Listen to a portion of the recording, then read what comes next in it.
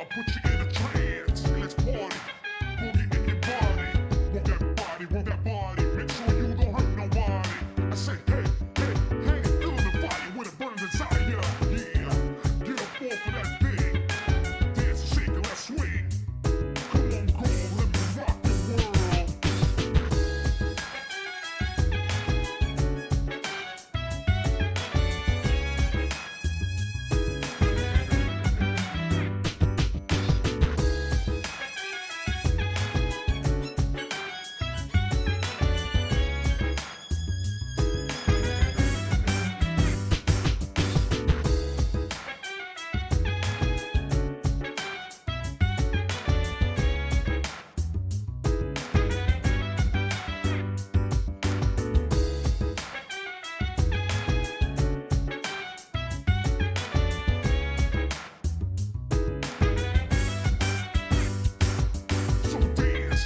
While I put you in a trance, let's party.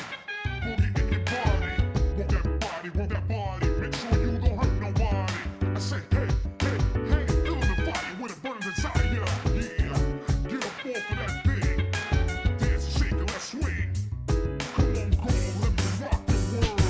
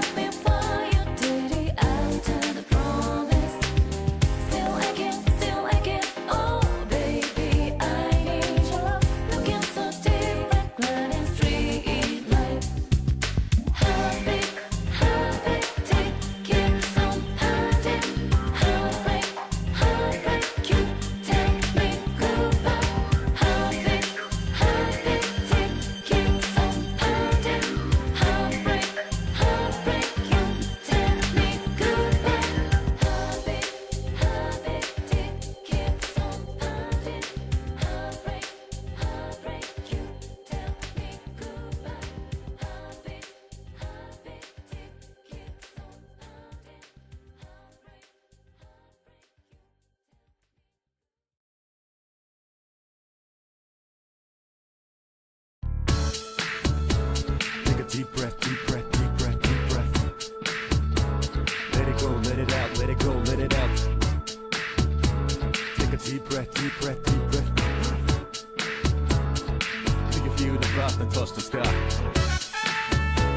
Take a deep breath, deep breath, deep breath, deep breath. Let it go, let it out, let it go, let it out. Good morning, Good night, everyone who's come through to a stream here today for Vortex Gallery Online 2024, the Persona 4 Arena Ultimax, the Ultra Suplex Hold PSN tournament featuring North American and Japanese players. I am a Tabby, and join me is the wonderful Lamb. Lamb, how you doing? I'm doing good. How are you, Tabby? I'm doing well. Had a minor kerfuffle before the stream started. I've got a hole through one of my doors right now because of some neighborhood kids, but I'm here for some wonderful Persona action that will, cure up the sadness inside of me having to replace that door.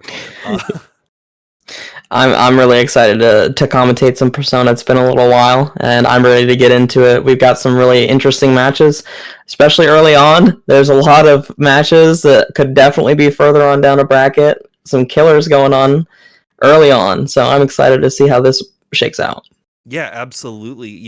We have some of our higher end players like Megaki, Mighty Joey, Flood, Son, and then we have Kirby or Mao, another one of these Japanese players, Don as well. A lot of really, really high powerful talent. And those people got like round one buys. We have Dak versus NTS as a round one match. It's showing you how crazy and how stacked this bracket is. And it's going to be exciting. Our first match that we are going to have on stream is going to be not Finasaur versus Cornball 123, though. So we're currently getting those players in and getting them all ready and started to go. Yeah, and I'm not super familiar with either of these players. They seem like they might be newer or maybe name changed from something else previously. So I'm excited to see what they play. Not super well acquainted with either of them. I'm curious, like, kind of their style, and who is going to be able to make it through the bloodbath to have to then face Karma in the second round. Yeah, we'll have to see. I know Not Fine, she is a Chie player. I think regular Chie, not Shadow Chie, if I remember correctly, from the little bit of research I was able to do. But both these players don't have a ton of like Star GG events on their end, and so with that, there's not as much data as we can track. But it's definitely always nice to see newer players coming through and people who aren't the same regulars that I feel like we've seen on every single tournament for the entirety of this game since the re-release came out. So get some new blood in there, get some new ideas flowing, some new things showing. I for sure love seeing new players or newer players, names that I'm not familiar with, come through, because seeing this game grow, even though it's pushing 13 years old at this point, it's pretty sick. Don't say that this game is that old, but what we can say is we have some wonderful sponsors for this event that are going to be helping us out and supporting us here. So to start off, we've got the official shop of Vortex Gallery here. Vortex Gallery Online is brought to you by 956 Productions with this wonderful exclusive merch. You can support the event by buying a shirt at 956pro.com/shop or scanning the QR code. And Vortex Gallery is proudly partnered with Matcherino to provide community prize pools for over 100 tournaments this year. Contribute over at the pot of your favorite games today by going over to matcherino.com/VGOn24, and it can be completely free if you use those promo codes. And also make sure to check out Vortex Gallery returning offline to Frosty Faustings on January 23rd through the 26th. Bring your own mix to 4 days of community at Frosty Faustings 17, and stay tuned to the at Frosty Faustings social media accounts for updates. Also, Persona players, this game's going to be a main game there. Sign up. Get there. What are you doing? And from Chitin Books, Loner Life in Another World Volume 9 print editions are up for pre-order worldwide, and they'll be hitting shelves early next year on January 31st. The anime adaptation of the series is currently airing as well, so go check that out on High Dive. Follow them on Twitter at Chitin Books, or head over to their website for more information. Okay, and we got both players already on in here. Yeah. Once again, shout outs to all the sponsors who have been helping out all the tournaments for this event that make these kind of things possible. I'm excited to see. It seems like if we're going by what Cornball's got as their profile picture, I might be seeing some Adachi early on. That would be nice to see, because I feel like Adachi is one of those characters that everybody is like ready for and knows how strong they are, but like a lot of the Adachi players, besides Jordan, just aren't as around or as active anymore. So it's going to be one of those things like, hey, do you remember? You may remember how Jordan wants to play and how they're thinking about it, but do you know how to fight Adachi in general? Do you know how to fight this specific person's preference and player habits? And it looks like they have selected that Adachi in. So Adachi versus normal Chie as a round 1 match. And I would say if you're a player, Adachi's like the best litmus test for you outside of Narukami for if you're going to be able to hang with this game, because Adachi just kind of encompasses the goofiness of this game in some of the aspects. Overhead DP, we've talked about that so many times before. That you have to be ready for that kind of stuff in this game. That is definitely your litmus test. You're like, you get to see all the weird stuff with Adachi because he's got a lot of it. Especially with Chie, where a lot of your like objective is trying to frame trap people, or the Adachi players incentivized to mash out of these situations, be a little more aggressive. And you're already seeing that come from Cornball's end, finding a good early couple of counter hits right here as now Final Source trying to get the party started. Jab checks, trying to stop, but there's the AOA. The good old Adachi classic loves doing that. Gives him a lot of like agency in certain corner situations. Yeah, you can definitely really make a lot happen, but also Chie can try to make a lot happen right here, finding just some quick little jab confirms into super. The Cornball will keep it tight with a DIY tennis combo right at the very end.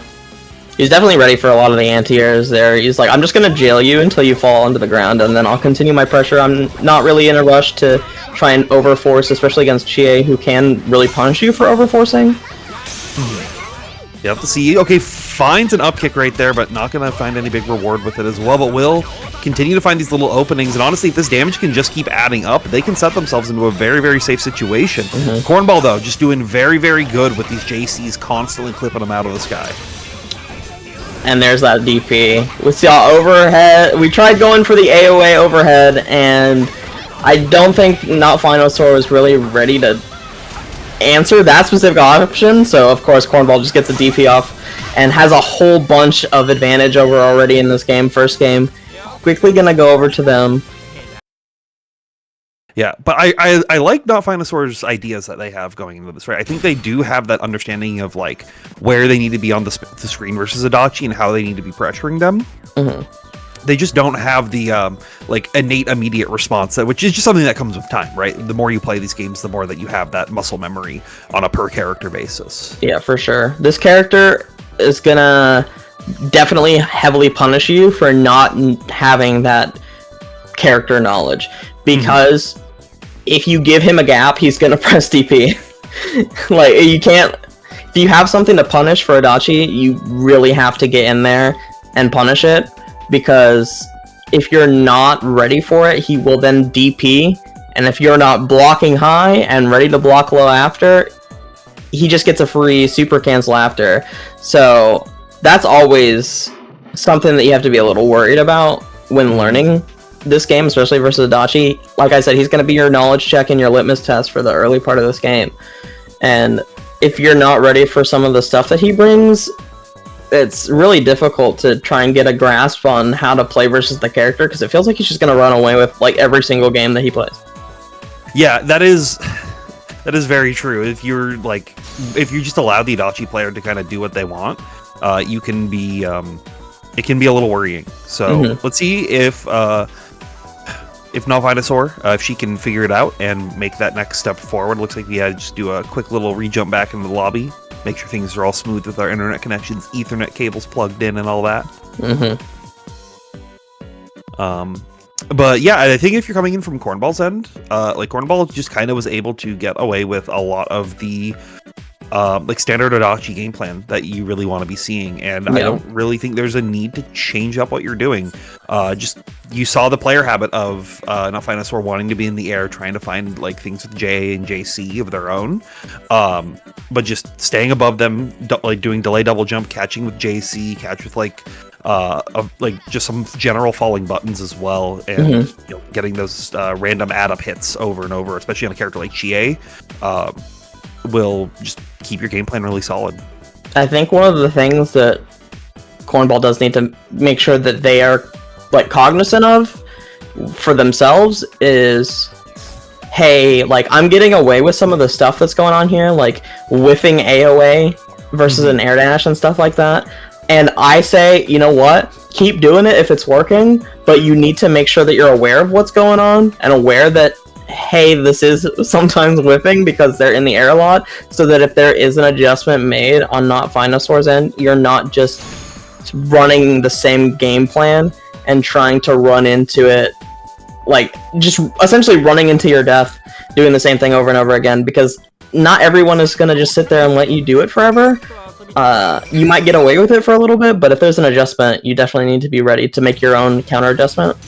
Yeah, and we'll see if that counter adjustment can be made here as we now load into our second game. No character swaps here.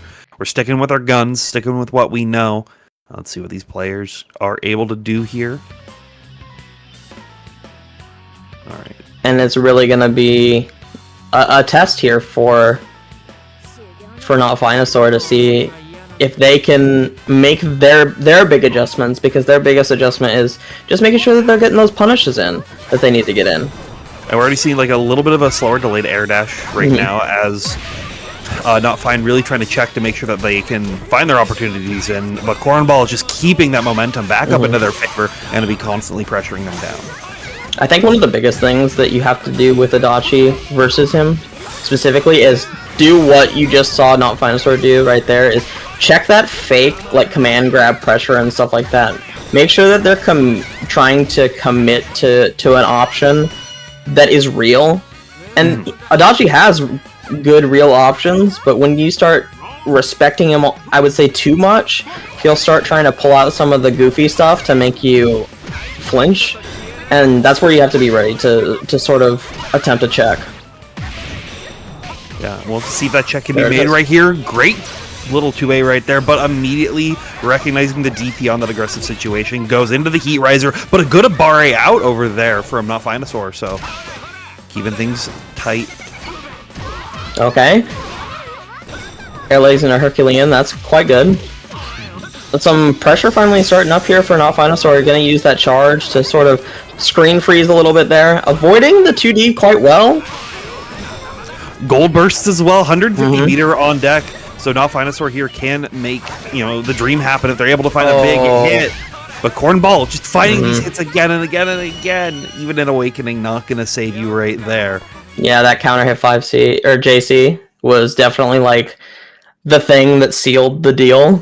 You saw that hit and you're just like, well, you kind of just get whatever you want at this point. Even if you don't finish the combo, you're so close to the corner that any small amount of damage from a gunshot is going to finish you off, and it's really difficult to make a comeback from that life deficit versus Adachi. But well played by Cornball. Not Finasaur showing us early signs of potential greatness, honestly. Has some really good ideas, just wasn't quite able to get them to land the way that they were hoping they would.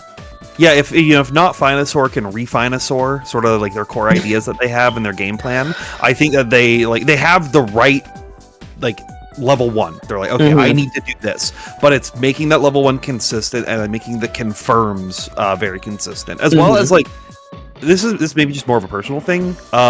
We only saw the charge super once. Yeah, which I think is very core to Chie, right? Like being able to just boost up your damage for the cost of 50 meter is a really, really useful tool that you should use more. And as well, it's not a true reversal, but you can create these gaps and create these freezes that then may make it into your advantage. Yeah, I think that one of the biggest things is you often see that super move used when you are getting consistent confirms, so that might be kind of a side effect of not having as many confirms go their way in that game as you would normally expect. But I think once you see the confirms come through, then you'll slowly see charge become more of a game plan for them as well, and it kind of opens up a lot of options for Chie, because she can do a lot of stuff that you're like, why does this character get to do that at this specific moment? And then it's mainly working on now after that point, it's like the hard part of Chie is,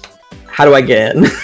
Yeah, exactly. But I feel like Knotfine already had that. How do I get in? They kind of had those right ideas. So it's you had step B, but it's getting that step A to the very refined version of it. So, Yeah.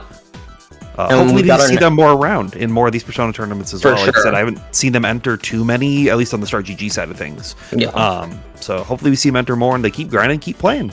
And we've got our next match loading up right now. We got Jordan versus Free Golem.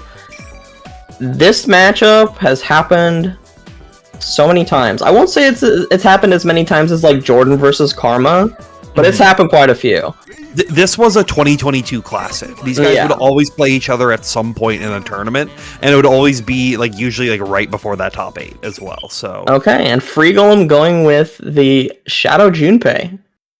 Okay, so interesting. Switch it up a little bit. Like I said, I haven't watched Free Golem play specifically in about since a pretty long time actually. So, but if they have that Shadow Junpei ready to rock and ready to roll, then like let's make it happen. This is one of those characters that I've always said, if you can consistently find your 10 runs, you become one of the strongest characters in the game.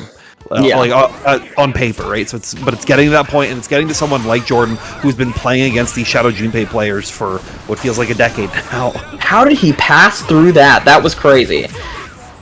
Free Golem gets a little bit of justice though. Oh, nice frame trap there with the spin after the slide. I really like that, but of course, 5C anti-air from Jordan. He's going to keep this corner position completely in his favor. He wants to just make this very quick. Does not want to allow any runs to come through for Free Golem, but Free Golem's got something to say. Yeah, a couple more are going to come right here as Free Golem trying to load up these bases and find a big opening, but Jordan just going to DP Heat Riser, keep themselves safe, rolls through, but still gets clipped out right there. You see Free Golem really just trying to find these opportunities to get the runs. They have to be careful with bases loaded as they are right now. Oh, and I think Jordan is trying to like call out a throw there or something. Winds up hopping right into another JB from Free Golem, and he's already got 7 runs in this first round. Even though it's like pretty close in terms of life lead, I feel like if you're Free Golem, you're feeling really, really good. Getting a burst out early and having all of these runs already, even if you don't win the round, but I think he's got it. And he does. He will snag it right there and score an additional run right at the very end. So coming into the next round with 8 bases on deck and having your burst available for Shadow Frenzy once you get to that point, it's just a very, very clean situation that you want to be in. Jordan, though, using these excellent JCs right here to clip them up, showing what this Adachi can do when you're as refined as they are. Setting them up right now. That was really gross. The 2-8 into the air tech J, so he goes for the 5B or the 2B to catch the air tech on a reset and winds up cleaning up the whole round off that. The Persona just plays 5C there, was so clean. Jordan's got a lot of good ideas already in this early part of the set. Yeah, I mean, like I said, once you're ready for this kind of matchup, and especially if you're ready for the player matchup, Adachi can take advantage of these really, really high damage routes for the cost of no meter. But here we will see that meter spent on the Heat Riser, connecting into the tennis. Should be able to close out the round. Not quite. But it's okay because he goes for the late air dash JC and he just doesn't care. And I want it to be known that Free Golem in the last 2, after round 1, received 0 runs. He had 8 runs in round 1 and didn't score another one for the rest of the game. He got absolutely run over by Jordan after Jordan had momentum. And that's kind of Adachi as a character. Like, you get that momentum, and if you're able to get a proper guess correct once you have the corner position, it feels like you just win the game in a lot of scenarios because he's got so many options in the corner to make you guess for, like, if he's going to run up throw or do command grab or do, like, a delay air button or, force you into an air tech, into a reset situation, so you try to no tech and he gets an extra bunch of damage because he guessed right. And it really takes one guess for this character to feel like he starts getting out of control a little bit. Yeah, and Free Golem even has the right ideas. We saw them go for some early alpha counters to try to stop them out, but that's having to spend all your resources on just your defensive mechanics and not able to get the party started with runs. And you can even see that Free Golem now spending their burst like a normal character, not like a shadow character, and using it just to keep themselves safe. Yeah. A lot of rolls going on here. Nice anti-air there from Jordan, but isn't able to continue that combo into anything particularly meaningful. Is able to get over some of these persona normals though, and finally has a little bit of tennis again. Didn't tech there, maybe afraid, or didn't think that Jordan would drop that combo. Winds up getting a whole bunch of damage on a yellow beat there. Oh, nice air throw.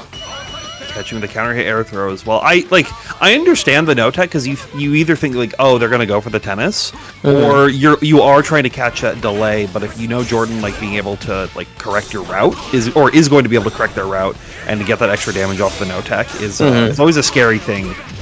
Very nice air dash there. Oh my god, the counter AOA from Jordan was very clean there. Kind of read the habits, because Free Golem has gone for that sort of reset situation quite a few times already, and it's only been one game and like part of the second. And there's the no tech. Oh, the burst is so unfortunate, just not in range, and I am pretty sure Jordan knew that was a good spot for him, so that should be enough. No tech again though. Unfortunate for Free Golem, gonna go down. Yeah, I don't know if Free Golem was just like scared of the tech trap situation that we saw earlier with the 2B kill, or if like, you know, some Persona players do like to go for no tech specifically to try to get out of the like further situations, and you just take the extra OTG damage. But it's one of those things that Adachi as a character, just like if you let them finish that combo, you're eating a plate. Yeah, and sometimes you just have to guess. It's kind of like a Shadow Labra situation where you do kind of have to just guess on certain situations if you're gonna tech or not. Specifically, you know, with Shadow's bite setups, like you have to just guess. And with the Dachi, sometimes you just have to guess. Is he gonna try and reset me here and go for a delay something, or is he not gonna reset me here? And I think in that situation, Free Golem probably just guessed wrong 3 times in a row, and that's really unfortunate. Yeah, but that's Persona. Sometimes the game just ends up like that, and you have to be able to quickly shake that off and just immediately press on forward to the next interaction or next game. I mean, that's where Adachi really thrives. It's just making you guess on silly situations that are very much skewed in his favor, but not so heavily skewed in his favor that it's like, oh, this is impossible for me to beat. It's just like, it feels like a 65-35 situation for Adachi, where you just have to like, if he's paying attention, you know, there's a high chance that he's gonna cover, you know, 2 possible options or be ready for 2 possible options, but you still have to guess and hope that they're just not ready for one of them. So that's just how that character sometimes shakes out, and Jordan is like the quintessential person for that, because he is so good at making reads. Yes. That he will then just read you to death, and his character enables him to do that. Yeah, which I mean, if you can find that player strength, if you feel like you have the ability to make these reads, you know, you're able to RPS more efficiently than other people. Like, play a character that takes full advantage of that. And Jordan has done a great job of showing like what Adachi can do when you are just more correct than your opponent. And it really helps that character does a decent chunk of damage every single time you do guess correctly, especially if you get counter hit. Hitting counter hits with that character causes so much damage that it's like this character just like on average feels like they touch you and do more damage than everybody else. It's not true necessarily, but it does feel like he just hurts because of 2D doing such a giant chunk of damage. It's like, wow, okay, I thought this combo was done, and now I just took an extra like 1500 because he did 2D in the middle of the combo. I was just thinking, like, back over that set, I realized we didn't see any Ghastly Whales the entire time. No, we didn't. He did not do a Ghastly Whale setup. Yeah, and that's one of those things. Like, I think maybe Free Golem was looking for those, or looking for like your general command grabs that Adachi can bring, but he just wasn't bringing that option ever to the table. Yeah, and that can be one of those like, don't worry about an option until they show it kind of situations. But like you said, it's always scary with Adachi that they show that option and then, oops, you died for it. Yeah, because he's going to go, you know, like a Megidolo command grab into whatever he wants, pretty much. If he's got meter, he's converting that into something, and you're not going to like it. And Ghastly Whale is always a scary option, because as soon as he hits fear on you, now you're sitting there in the corner and just kind of praying that he doesn't come up and throw you. but he knows that you're not wanting to get thrown, so it just like expands his options. And we were talking about how that character likes to do fake stuff. Fear lets him do fake stuff. Yes. Because you are so afraid of the throw that you're not going to try and challenge in certain situations because you're afraid of the throw. And you're also afraid of getting fatal countered by like 5C or something and taking a million damage. So that character just gets enabled so much by that stuff, and it didn't even come through. So like, it's a testament to like Jordan has even more options that he can use in this sort of situation that he didn't even get to because he was just right every time. Yeah. And that goes to show you. That goes to show you what you can do here. So it looks like we are getting our next match up on deck, though, and it's going to be Karma versus Don. Okay.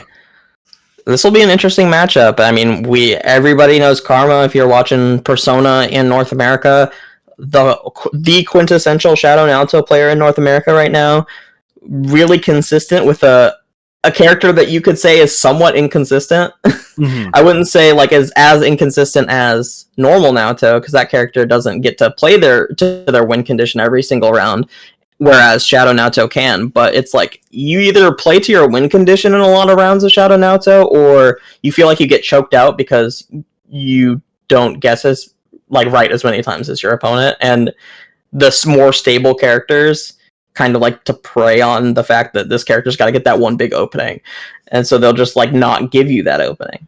That's where I think Karma has like found a really good middle ground between all that, right? They're willing to go like, I think a lot of Shadow Naruto players will either try to like, they'll sacrifice everything for the sake of removing skull counters. Karma's just I've seen them win tournaments without popping Shadow Frenzy in like an entire top 8. Because they're just like, I'm just going to keep doing the things that are working against you and not need to burn these IKs, these touch of death style rounds, because I need to save the burst for like a neutral interaction or just like a steal the turn back kind of thing. And there's a lot of situations where I see Karma just like consistently playing like normal neutral, where you see a lot of other Shadow Narutos try to force the unfair interaction all the time.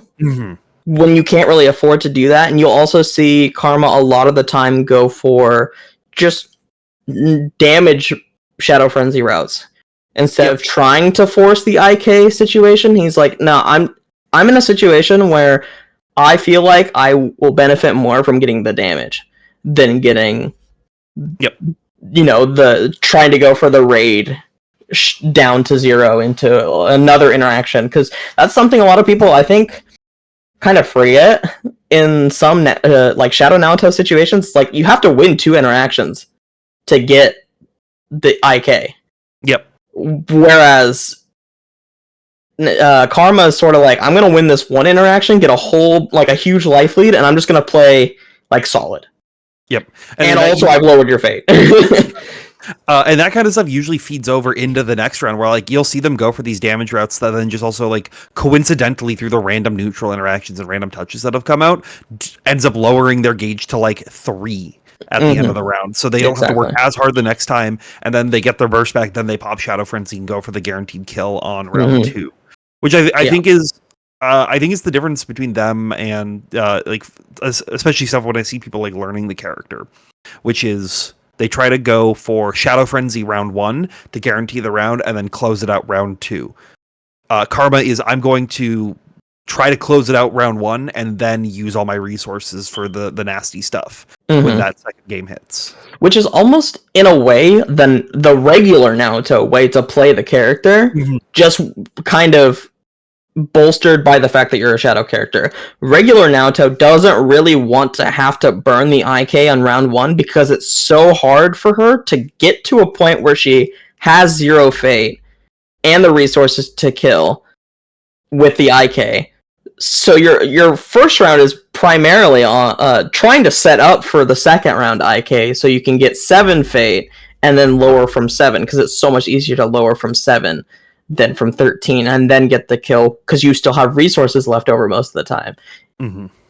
Because you're trying to hit from 13 to 0 as regular Naruto, most of the time getting to all the 13 fate gone takes all your resources in the round, or they don't have enough life to live long enough for it to make any sense to spend that resource. And so he kind of takes that philosophy and puts it over on Shadow Naoto, and it gives him a lot more flexibility in round 1 scenarios to just be like, I don't need to go for the IK here. I'll just put him at 0 and go from there. Yeah. But their opponent is also someone that we do need to mention. Someone that for sure going to be a threat, and someone that they actually, are going to have to be very worried about. It's Dawn. One of the Japanese players that have entered this event, because we, due to time zones and our locations and smaller game, it's might as well like, hey, let's try to get some of the JP players in. Everybody's okay with the rollbacks that come with the higher pinged games, but we're really able to get some really cool and really exciting matches to happen. Yeah, for sure. And Dawn plays Teddy and Margaret, and I think that Margaret kind of can bully Karma in certain ranges that he likes to play at a lot. He likes to play that mid-range game, and Margaret, back in 1.1, and a little less so in 2.0, but still, and 2.5, but still obviously has this power to her. Her mid-range has always been her strength. Playing at that 5C range for her is like exactly what she wants to do all the time. That is like absolutely perfect for her. She doesn't want to play particularly further than that, where Karma would want to be able to do gunshots, and doesn't want to play particularly closer than that because her buttons are so much slower. So if you're playing at that mid-range... okay. So we've just been told that all of this doesn't matter because we're going to actually watch Flood versus Jordan. So let's talk a little bit about Flood, because we just talked about Jordan for so long. There's no break from the Adachi action that's coming through here. So Floodson is one of the strongest, if not considered like the strongest active Persona player in North America right now. They're someone who really only, as far as I'm aware, only started entering tournaments towards the like first half of 2023 and the 2022 era, and really like showed the work. It was someone who'd been grinding against people in Junes and just other like general map play, but they have shown that like Yukari can be scary whether if you're over here or if you're over in Japan. They're incredibly consistent with the most technical parts of the character. They're constantly putting out the maximum amount of damage that they can in the situation, as well as like just something that I find very important in fighting game players who play these kinds of characters has the ability to just play lane for 99 seconds. Like, some people just get bored doing that, and like that's like fine, but if you can like mentally get through that and just afford to like not interact with your opponent at all and sit on the top left corner, then it's definitely like the Guile style of play. Like, yes. If you like being that kind of person who can sit there and consistently just be okay with being at full screen, you're gonna have a lot of value in that with like a character like Guile and a character like Yukari, because she gets so much value out of annoying her opponent. Yeah, and you can already see that right here, just like willing to just sit in the skies, try to be like piercing Jordan through these rounds. And also, once you find these hits, getting the big damage, getting these extensions to give you all the corner carry, all the damage in the world, and all the great mix right here with that JA. Jordan doesn't want to deal with any of that, so he's going to go for the burst into the 2D, trying to catch a possible button press. Unfortunately, it just didn't quite hit Flood, and Flood gets the panic. Not going to last long enough after, so it doesn't particularly matter, but what does matter is the giant amount of damage that he's doing here. Oh my god. Nice extension. Yeah, finding that OMB right there to just guarantee the close on that round as well. Flood showing off what this character can do. And that is like, you see that panic right there, and you're like, oh, technically, like they should have gone for charm, right? That's the quote-unquote optimal thing to do. But if you're feeling so confident that you're like, yeah, I'm just going to go for whatever option on here, that shows you the strength of this kind of player and how they're feeling about this bracket. Yeah, for sure. And, I mean, Flood has just been so consistently good over the past 2 years that I've been able to watch him play, that you can't really afford to let him kind of run around like this. You have to put the pressure on him because he knows how to make these optimal decisions. He doesn't need very many touches, like proper touches to kill you, and the fewer arrows you allow him to land in a situation, that means the fewer times that or the more times you force him to actually interact with you. Yep. Which is better for you because you need him to interact with you more. You need more guesses versus him. But Jordan, though, found the bait on that DP right there for it and got a good early hit on Flood. But unfortunately, Flood able to scoot out right there, add a brickload of damage up, and now force the zoning once again. JC will connect, though, so this gives Jordan another chance as both players DP across the screen from each other. Nice IBs, and there's a really good example of, like, everyone talks about how bad Yukari's DP is. Or did at one point. This character gets to kind of just get out of corner situations randomly for free, and we're gonna one more burst, not even connect it, and just get the extra free frame advantage to continue the combo. That was really sick. That's a specific tech situation right there. That's something that Flood has seen again and again, knowing like, hey, yeah, I don't even need to worry about the extra scaling. I know I can just guarantee the kill off of it. But fear is applied now, so Jordan having to bring up more of those tools in this matchup now. Almost was in a very scary situation, but the JA will still connect from Flood.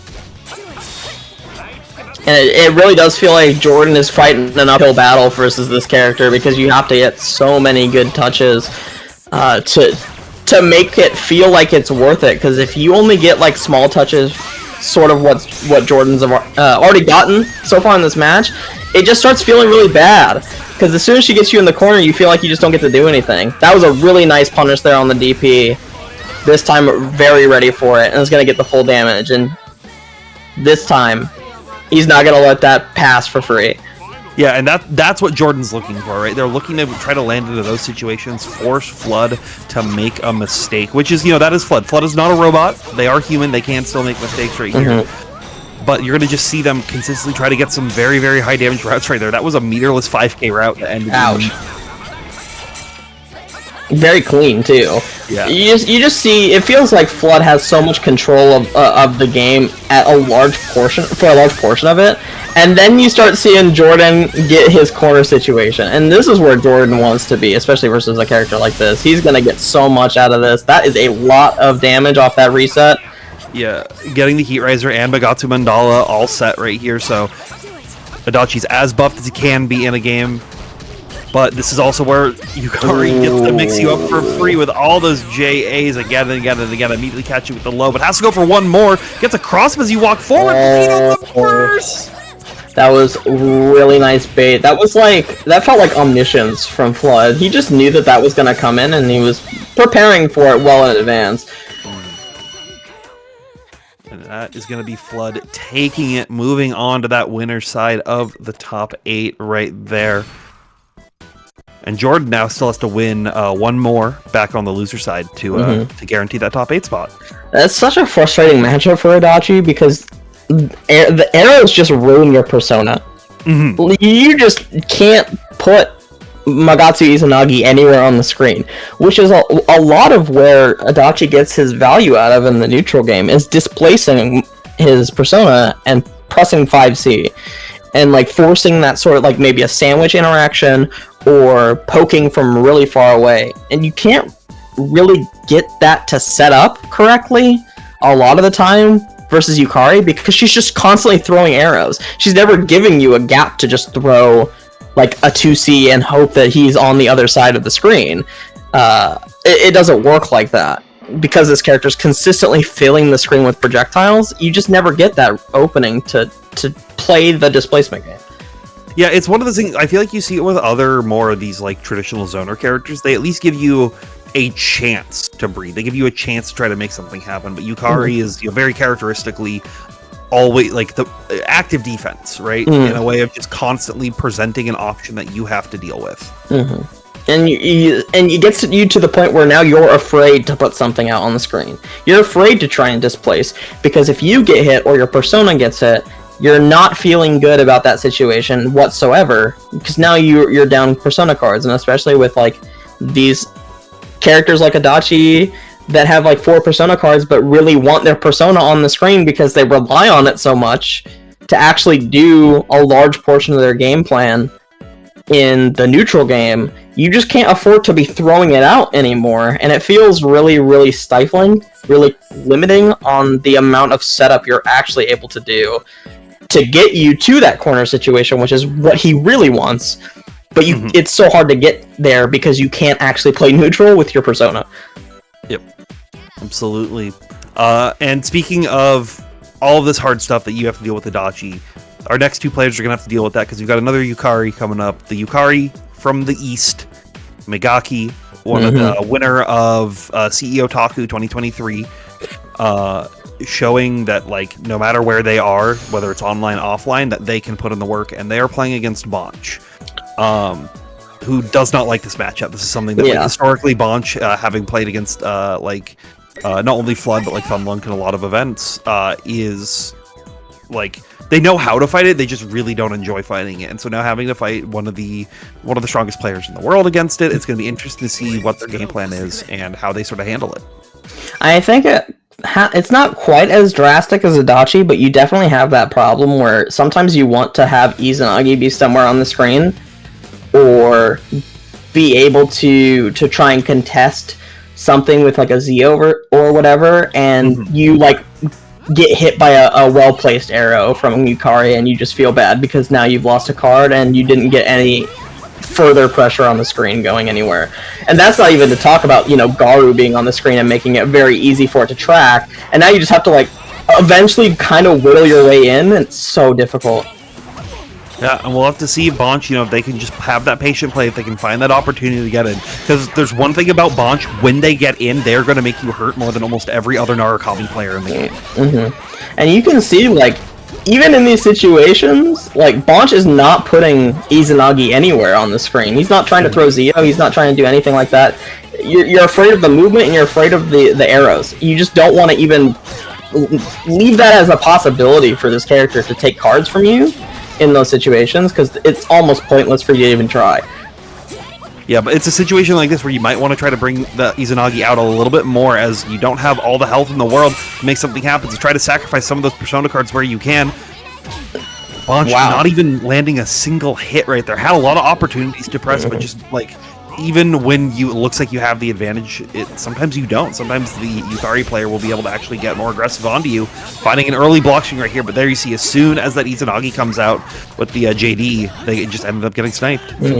And this is one of those situations where I almost wonder if you could argue Bonch should go for maybe more Ziokar and look for these situations to kind of just move quickly around the screen, because a lot of the times Yukari's not going to be in a position to punish that necessarily because she's so high in the sky.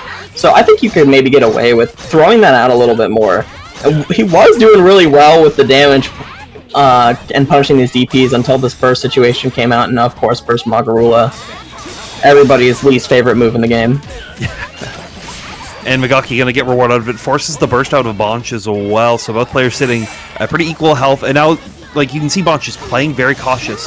Those Ziokars like aren't going to work out too much with Megaki's game plan, because they are just wanting to stay in the air. I think having that understanding, knowing, hey, I can't be there as well. Grid breaking Isis though is huge right here. Finding the confirmation as well on the ground. That should be it, yeah. Cross slash. Very nice.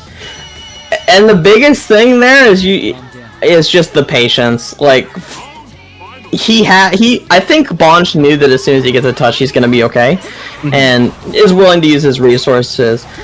I think one of the biggest things that you're gonna want to try and see Bonch do is find some sort of alternative moving condition. Nice, there's a very nice Ziokar there. And even if that had been jumped over, I think you're in a good position still as Bonch, because now you've just like closed the gap completely, and she's kind of stuck floating in the air a little bit. So I think you can kind of keep trying that as an option just every once in a while to make sure that they're still playing someone honest. But we've seen Bonch has tried to throw out Persona normals and specials so many times this game. He's at one card. But this is really the problem. Bonch has been so consistent on reading out these DP hits right here, except for that last one right there. I'm sorry for cursing you like that, but I think that's been a very core part of their game plan, right? Is they just want to try to prevent Megaki from DPing as much as possible when they're able to get in. But unfortunately, it's not going to matter unless it might now. Sitting at one pixel right here. Persona cards are reset back up as well. So you just have to play patient. You have to be very cautious. You have to find your one opportunity to get in. Try to out, throw OMB cross slash hit and cross as well. We'll get that extension. Another one. Oh, he didn't quite get the extension after. Uh-oh. And now you have to hold the mix. And this is literally a 4-game mix. Nice block. Oh, no. That's so sad. Hadn't shown DP at all in the previous parts of this match. And it just happened to be right versus the air dash. Yeah. Oh. Like, that's just showing you with Megaki, like, their game plan is very set up around to, like, hey, even if you haven't shown something like DP, which does normally catch a lot of Yukari players when they try to just, like, stay up in the air, shoot arrow down there, like, Megaki's game plan is ready to be dealing with things that they aren't even, like, seeing and prepared for, so... Good stuff from both players. That was a nail biter. Of course, after I talk about using Zeokar, the one time Bonch tries to use Zeokar to move around, he instantly gets punished by a tracking arrow on the screen. Like, of course, that's how that went. Yeah, well, you saw the first time that they were actually able to find a connection from it, they punished an early call of ISIS like that. Yeah. So I think like Bonch was looking for that kind of situation again, but unfortunately they did a faster one and penalized them. Okay, negative penalty is on Megaki. So like any hit here is going to do a whole bunch of damage if Bonch can finally connect a combo. Unfortunately, this character she's so able to just be defensive. Even if you're like, oh yeah, I caught her out trying to press a button here, half the time she'll land and just be able to block. And it feels like it's so oppressive. You wouldn't normally say that a character's oppressive while blocking, but it does feel like she has a very oppressive defensive play. Yeah, and she also has some very impressive offense that you're seeing come up right here. Should be able to close the round. Yeah, that should be a death. Yeah. Double arrows, plenty of damage. This character just feels like she has confirms for absolutely every situation, and it's really now down to if Bonch can make the adjustments to try and get around back here, or if it's just going to be over. But that was such a nasty setup. We already see them being a lot more aggressive than previous, right? They're willing to take a lot more risks with their health that they were previously not. But it's going to start working out as Megaki wasn't ready for that. We're going to see that more like defensive play style. And will we see DP? Saw a safe jump come out. Oh, nice air throw call out. Yeah, Bonch was trying to find an opportunity right there, but couldn't make it happen. So Megaki able to take control back, able to zone him out once more. Misses the confirm right there, but a great jump away from the bomb right there, almost catching him out, but the DP does connect. And I'm really like just sitting here waiting, when is Megaki gonna burst? And of course there it goes. There's the Magarula, and now it's all about the gas. Nice guard cancel. Get me off. Get off me. I'm gonna go for the dive kick, looking for something there. That's another option that you haven't seen Bonch really throw around very frequently. It is kind of hard to use in a matchup like this when you don't have someone on the ground very frequently. Roll throughs for both players right here. These tracky arrows coming through. Bonch also sitting on top of the bomb, but the back hit of the JA is going to connect. Has that one more cancel as well to keep it tight, and Bonch staying alive for another round. That was the most Street Fighter Shoto thing I've ever seen in this game. The cross-up JA looking like a jumping medium kick from Ryu.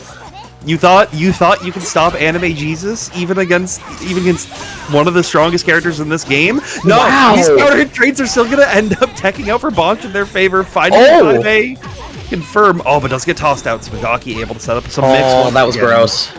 I really liked that from Megaki. It's like you're thinking that Garu's gonna hit meaty, and then all of a sudden now the air dash has completely pushed you out of the Garu range, and you're eating an overhead that you weren't expecting. That was pretty sneaky, and I like that. Okay, Bonch backs up and is just really seeming like he's kind of adjusting to these defensive options from Megaki until, of course, spiral arrow, one more cancel. Will you be able to kill? No.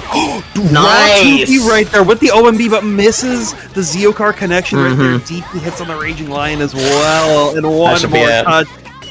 Yeah.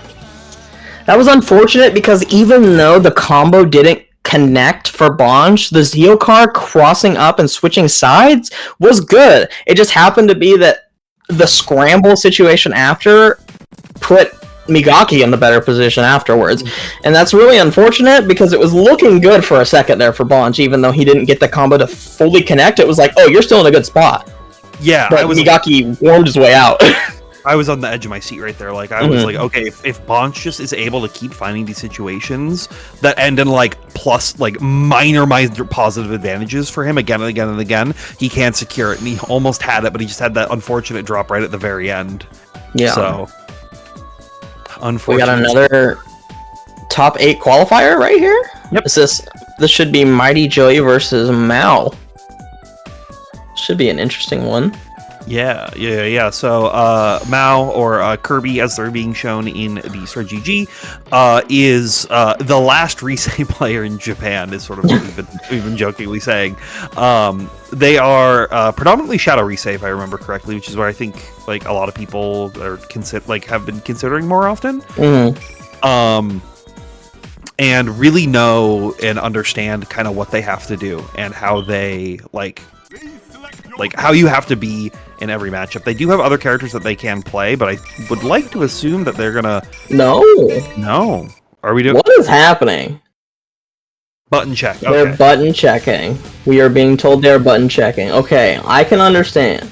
It would not put it past me to have Joey get one of the Japanese players to agree to a Shadow Junpei mirror match as a top 8 He's not even Shadow right now, though. He's regular. Yeah. You know, this is one of those. Joey is located in the Midwestern United States, and Mao is in Japan. So just need to make sure the connection is good, right? Make sure that it's like, hey, how do we adjust for these rollbacks? Yeah. I mean, he's got combos. Yeah. Let's make it happen. Let's see it. Come on, turn this into a real match. Wait, I'm really not sure if this is a real match right now or not. I'm genuinely not sure. This feels like a real match. Wait, they're actually playing. Wait. Yeah. Okay, wait, they're playing. I thought this was a button check, but this is not a button check. This is an actual match. Oh no. Oh wow, nice one more cancel to keep it safe. All the runs on Earth. Yeah. This is a lot. Okay, the air tech though, really, that's an unfortunate situation for Mao over there. Not able to go into full home runs right there. Gonna get one more set of bases loaded at 12 though, so both these characters powered up to be pretty strong right here. Joey almost finding another opening right here, but the tackle OMC's gonna do it. Yeah, that's the Junpei classic. Normally, that's like layer 1. Normally you see it's slide tackle Shadow Frenzy pop get 10 runs like right at the round start. Exactly.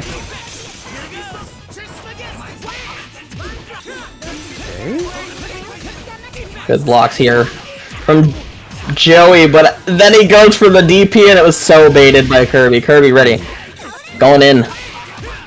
Wasn't able to finish the combo though. Yeah, falling JB once again, tosses him back into the corner though with Victory Cry as well. Gonna be able to get the extra damage off this corner combo. Should be sitting right under 3.5k. And now it's all about the air neutral. This character has really good air buttons, so you can kind of leverage that in the air. JB, obviously, crazy button. You see falling JB there from Joey, going in again, JBJA chain. Wow, nice fake. That was really sick. Yeah, SB run feint right there, but slide tackle OMC gonna work on Kirby's end right here as they try to pile Joey's health down a little bit more, but these runs are going up, so if they give them a chance to breathe, actually the health will recover past the blue recover will due to Victory Cry. And he rolls through. Okay, run cancel, stops the situation, but DP anti-air Joey. Didn't know Joey had a Junpei until right now.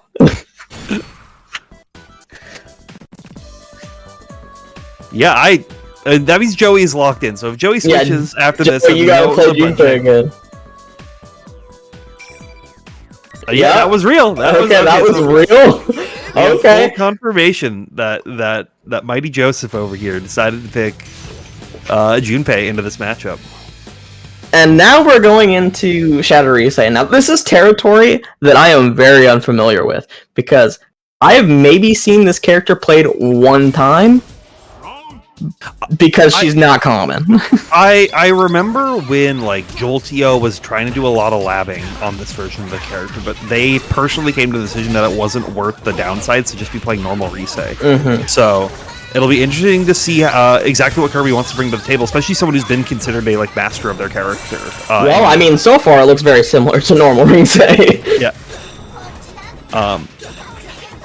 Yes, we'll have to see, you know, like what advantages are they getting with having these Awakening supers available early up, or Boros coming out now.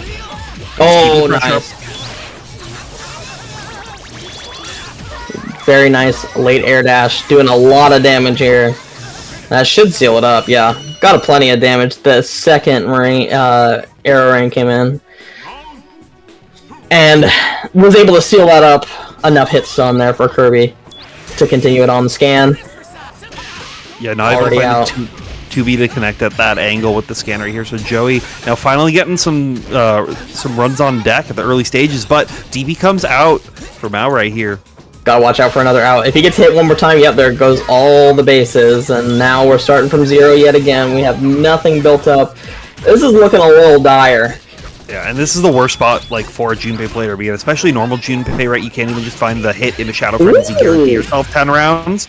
But this is a good start right here. You're at least bases on deck, so you can start trying to make some things happen. But these anti-airs have just been so on point for Kirby this whole time. I have never seen a Shadow Risei combo, and we are seeing it now. What in the world did I just watch? He missed the DDR, unfortunately, and then also misses the DP, so we're in a bit of a rough spot now. No resources really on deck, no burst, no meter, but I mean the life lead seems okay for Kirby. It really is going to come down to what can Joey do. Gonna get that 10 run in. Yeah, sits with Victory Cry, gets rolled out and reads the throw spell, finds the JB, but can't finish the confirmation right here. So SB calls right now, just constantly trying to lock him down. Faint run. Blocks the AOA, gets out. Kirby able to steal their turn back. Okay, we're setting that up. Yep. Oh, so the scan roll through. That's exactly what they wanted. Oh my god. That is an absolutely absurd way to get a round stolen back from you. He pretty much had that round like stolen and then just guessed wrong twice on rolls and died. Yeah, here we go. I expected this to come in right away. Yeah, so Joey switching back to their tried and true Teddy now that they're down a game. If they had won that, I would have been something if he won playing Junpei. Yeah, but we'll have to see, you know, now Joey, like, you know, sometimes you have your mindset on the game plan of the previous character you were playing with, like, can you get that full adjustment back onto Teddy? This is a character they're incredibly comfortable with, but you never know. Starting out with these JAs, just trying to catch him in the skies right now. Parry's out with the reaction DP. Very nice blocks.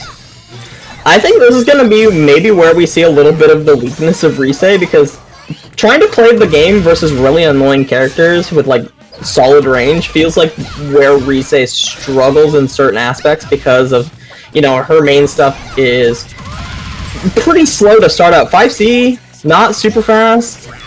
Scan, not super fast. Like, it can catch people, but a lot of it feels like it has to be preemptive, and Teddy can just be really annoying with, like, Rocket and the Ducker cannons and Bat, of course. Okay, Ouroboros, super though.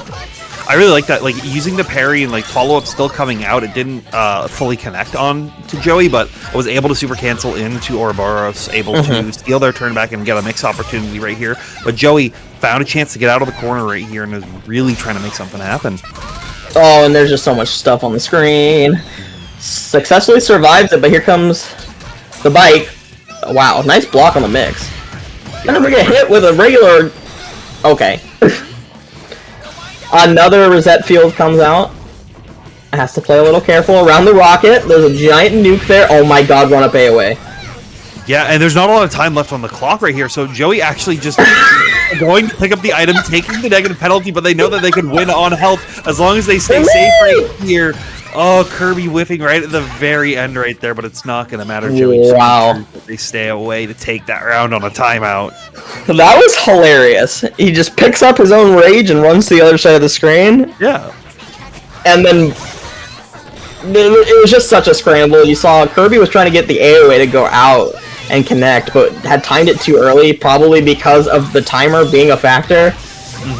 And it just winds up not working out, and Joey's able to sail the round from that. But this round is going a completely different direction to start. Yeah. Right, scan disc comes in as well. All these objects not able to protect you right now. Tetrakarn. Oh, great 2B connection right there. Okay, there's the field.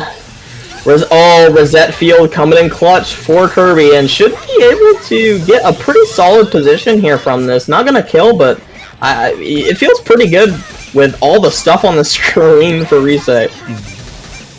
And that was tracking, very nice. Oh no! But Bat connecting with 100-meter on deck and Awakening as well is what a Teddy player wants to try to turn this into their favor. Parry did connect, but not able to make anything happen off of it, as they need to save theirs. Oh, nice from Joey getting that right out before the reset field comes out, and again catching another with the Teddy vision. Here comes some damage.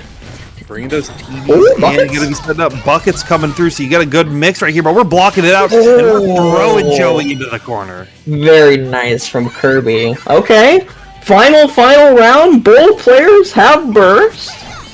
Very even currently.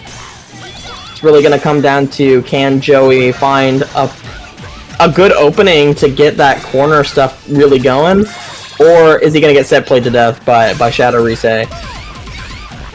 Finding these JAs, finding these 2B connections right here.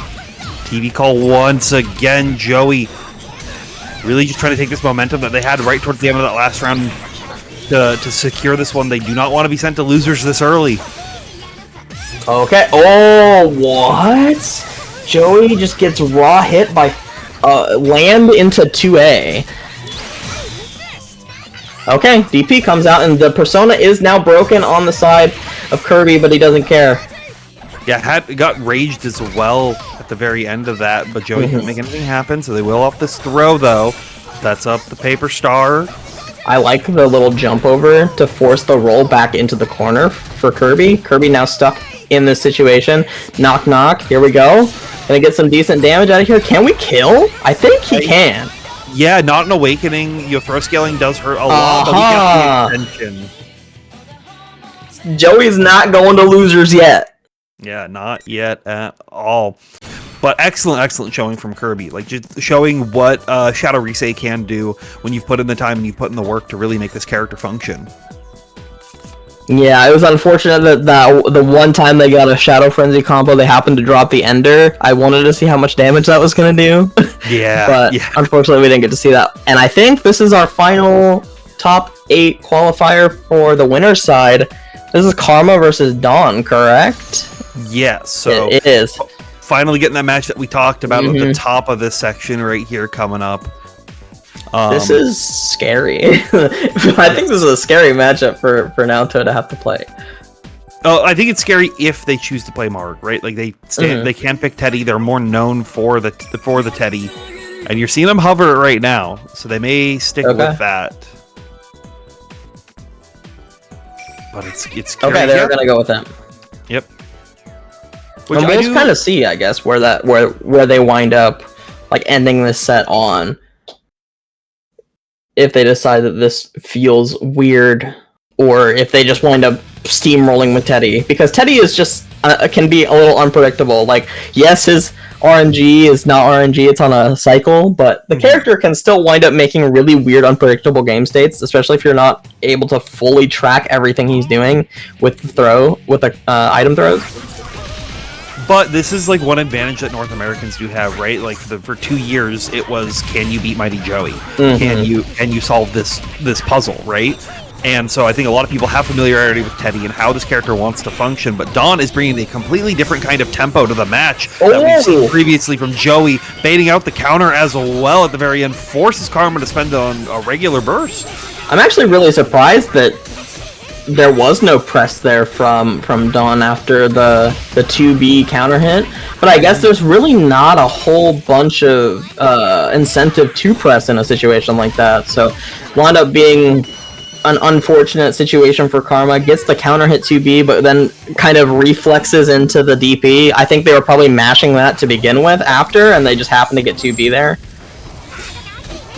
Yeah, that seems like most likely what could have happened right there. Finding a couple little stray hits right here, and trying to get that early game plan going. But Dawn just staying very. Oh, nice. Karma built the house there, and was just so safe, even if the DP was blocked or baited in any sort of situation there. He was continuing to build the house. Unfortunately, does get hit by the little firecracker and has to block everything out here. Send him out right there, gets the item toss as well, trying to open him up. Got out. Distinct. Yeah, guard cancel roll. And this is kind of where he needed to be, is to get out of that situation. Oh no, got hit with the with the drums right there. Got hit, set into panic, but at least it doesn't reverse your block in this game. No. Okay, finally getting the opportunity that Karma has been looking for this entire time, and we do have Shadow Frenzy on the table. Yep, you're dead. See ya. Hey, this is that advantage that you get with playing Shadow Naoto, right? Like, you can have these rounds that were looking so not in your favor, but with one good hit and one more mix-up afterwards, just immediately taking it. You will have to work hard to get that back up this time, though, so now you need to figure out if you can do this with no resources like you tried the first round. And that's where us talking about the round 1, round 2 game plan for this character really comes into effect, because if you have to spend your stuff on round 2 and you're not in the lead round count wise, it really feels rough to have to play, essentially an uphill battle for the last round. And that's usually where you don't want to feel like you're playing an uphill battle. Rolls into the ice cube that was falling down? I don't even think they saw it thrown. I didn't even see that coming down right at the very end right there, so Karma really just trying to make something happen right though. One odd advantage to this though is getting hit more and more right here, actually building that burst gauge back up. So giving them a chance to potentially pop back into Shadow Frenzy. Guard cancel roll right there. Gonna work out great, get these loops going through. And this is what we were talking about, right? A lot of Shadow Naoto players would try to go to reduce the curse gauge right there, but Karma knew that they just needed the damage because they only need one more touch after this to close out the round.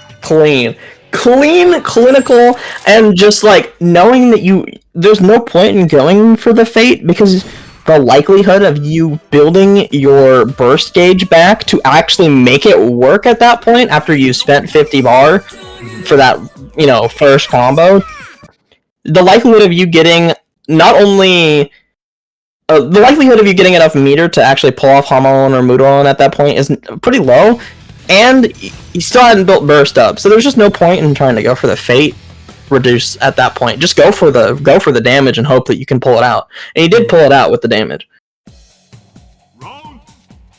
Exactly, so we'll see if Karma can keep that up right there, or if Dawn can create these new opportunities and make the steady game plan fully work out. We have some... hold on just a second for us. I'm assuming that the greatest gameplay of all time is happening right now. Fortunately, it's Teddy versus Shadow Naoto, so it's either something really big happened or nothing big happened. Nothing big happened. Seconds, and we got the second one. Nice confirm there from Karma.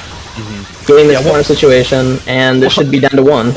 Wanted to save this route for the stream. Want to make sure everybody saw what they can do. Applied curses as well, so guaranteed fatal right here. We'll be able to bring them corner to corner. Oh, didn't get it, but I don't think it even really mattered. I'm actually surprised that Karma even went for that. Maybe just wanted to tack on extra damage, but I'm surprised he even tried for that, because he was already at 0. Yeah, I think Karma doesn't want to go into round 2 with 13 gates. They only want to go in with 10. So just because it makes the two-touch situation a lot more consistent, it makes the Shadow Frenzy routes require even like less big hits for it. But they might be penalized for it as Dawn keeps finding these hits again and again and again. This is death. Oh! Okay, well, still got the air throw, yeah, and that still winds up being death. So back up to 7, but unfortunately wasn't able to actually close out the round. Even if that B gunshot had connected off the super, I don't think it wouldn't have been enough damage to kill. So still would have had to win another interaction anyway. Karma unfortunately not able to get that situation to actually come to fruition for them, and now they're kind of in a weird spot where they're probably gonna have to spend their burst this round to just secure a kill.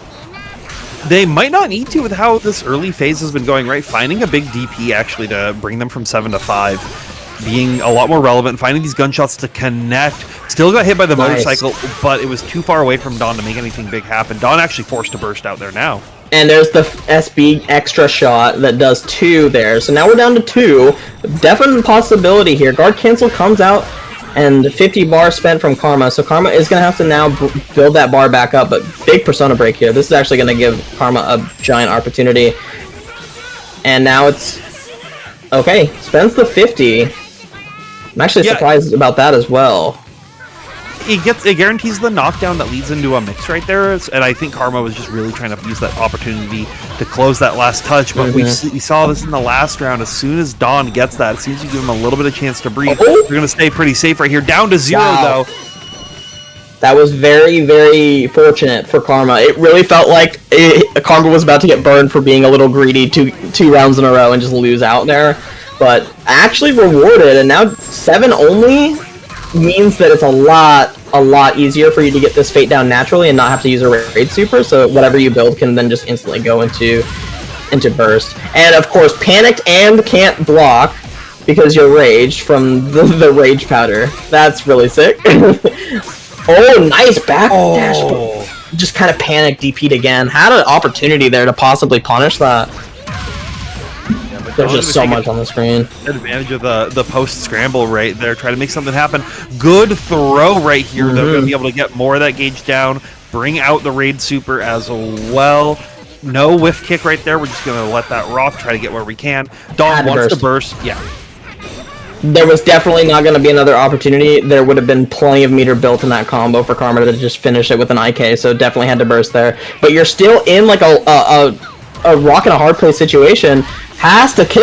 Oh! And it is able to get that one little hit that he needed. Yeah, you know, like you said, stuck between a rock and a hard place, but they found the keys to a bulldozer right at the very end right there. It was definitely like, if you make one mistake, you lose the whole round in that situation. There's just enough time for Karma to build enough meter to instant kill.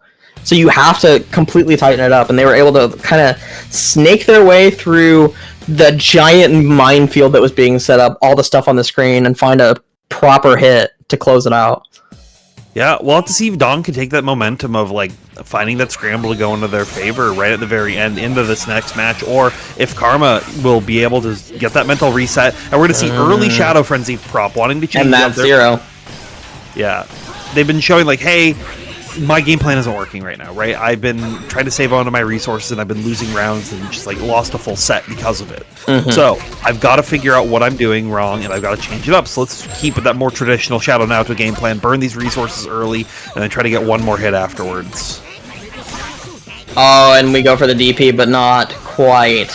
Fortunately, not too much was gained off that, but Gold Burst is going to put Karma in a really weird situation. If Teddy is able to just start throwing items, it's going to feel real bad, but not going to get the opportunity. Had built enough meter, and it's just going to go ahead and cash out. Does not want to get greedy this time. It's just going to spend it, and we'll restart if we gotta. Now you have a whole extra round to play with at this point.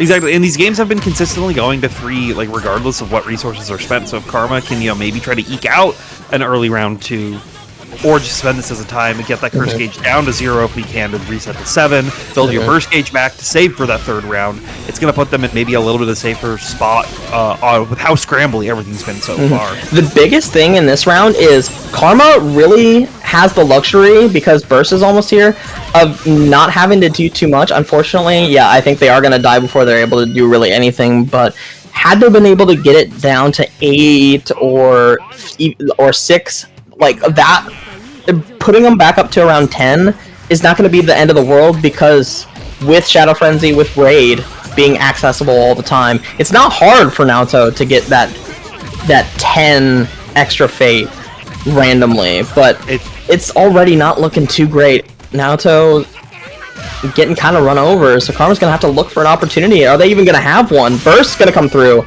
but it's not gonna win? That's tragic. My jaw hit the floor right there. That is a tragic way to lose. Oh my god, that is so... I don't even know what to say. I'm actually surprised that happened. Yeah, like that burst, was it too early? I have no idea. I don't know if it was too early or somehow too late. Like if that needed to come out before the super had even like flashed, or if it came out too early and got hit by the end of the super. If the super, like, once it like starts, it locks out burst, right? I'm trying to remember how like burst lockout. So you have to burst before the super flash. So like, should they? They needed to burst earlier than that, I guess. Yeah, but then also like. But did they burst, like, did they burst too early and actually like got in while they were still in the invuln of it? If they bursted like 2 or 3 frames later, I don't know. That is a mind bender. I need someone smarter than me to tell me what happened there and what needed to be done. Okay, well, that's a way to end the winner's side of the bracket going into top 8. Dawn's gonna take it 2-1 over Karma, and Karma's gonna now go down to loser side. And we've got Karma playing a No True Self on the other side. That's gonna be their next matchup. Yeah, but before we get to that, next. Yep. Oh, looks like we're gonna maybe not. So we do have our top 8 loser side quals matches all set up. So we've got, like we were just saying, we've got Karma versus NTS. We have Bonch versus Free Golem. We have Kirby versus Cornball, and then we've got Jordan versus Justin. I don't know if they just changed the name or if it's always been like this, but it's not Cornball, it's Conball. Maybe I may have just... because I think I thought it was Cornball. I was like, oh yeah, the start GG says Cornball. No, I think we were reading it wrong the entire time. That's entirely possible. Yeah, that is true. And I apologize. Sorry, Cornball. Yeah. We were calling you corny the entire time. My bad. There's a lot of crazy matches going on loser side as well. Like this bracket is really rough to get through. Yeah, like all of these matches are killers right here. Like I can't look at anyone and go like, oh yeah, this person's probably gonna win. Like anything's possible. Yeah, there's so much going on. And it's just, it really is to the point where you have predictions. It feels like there's so many predictions that could be made and you're like not 100% sure what's going to be happening at any point. And so in just a second, we're going to have Jordan, it seems. Jordan versus Justin. So we're gonna see some more Naoto? Yeah, it looks like I was taking a look in the chat, seeing who was coming up, and so it's gonna be Jordan, Justin. More Shadow Naoto. If you liked what you saw in the previous round, you'll get a little bit more of that. I think we were gonna have Bonch and Free Golem, but Bonch was having some weird connection issues with the lobby, so they'll be playing Free Golem off stream to qualify for top 8. Yeah, so we're gonna have to see who is able to pull out ahead in this matchup. This is not a matchup I have seen particularly frequently recently, but I know that they have played each other a decent amount. It felt like the Net Play Tournament Classic for a long time. Like, yeah. I mean, Jordan kind of was like the progenitor of a lot of net play tournament classes. Yeah. Just because usually they're like them doing well in a lot of like events. Jordan versus Bunch, Jordan versus Karma, Jordan versus just like there's so many people that it was like so common to see versus Jordan because they were just so consistently placing high. Yeah, it wasn't really until the rise of like when Thun started entering more consistently than when Flood started entering that we saw like the Yukari Menace take over to become the new net play classics. But yeah, these are two players who have definitely played each other before. They've played each other in casuals pretty regularly. I think earlier this year they may have done a first to 10. I'm trying to remember the first that to 10 sounds red trenches familiar that to me. happened. That unless we're both having the same fever dream, for some reason I also feel like that happened. They definitely did. I just don't know if it was like early this year or late last year. Yeah, that's what I mean. Okay, I mean, we're starting out absolutely brilliantly. The good old Adachi classic. Okay, nice confirm here. Jordan now silenced and isn't going to be able to use his burst to get out of this situation yet.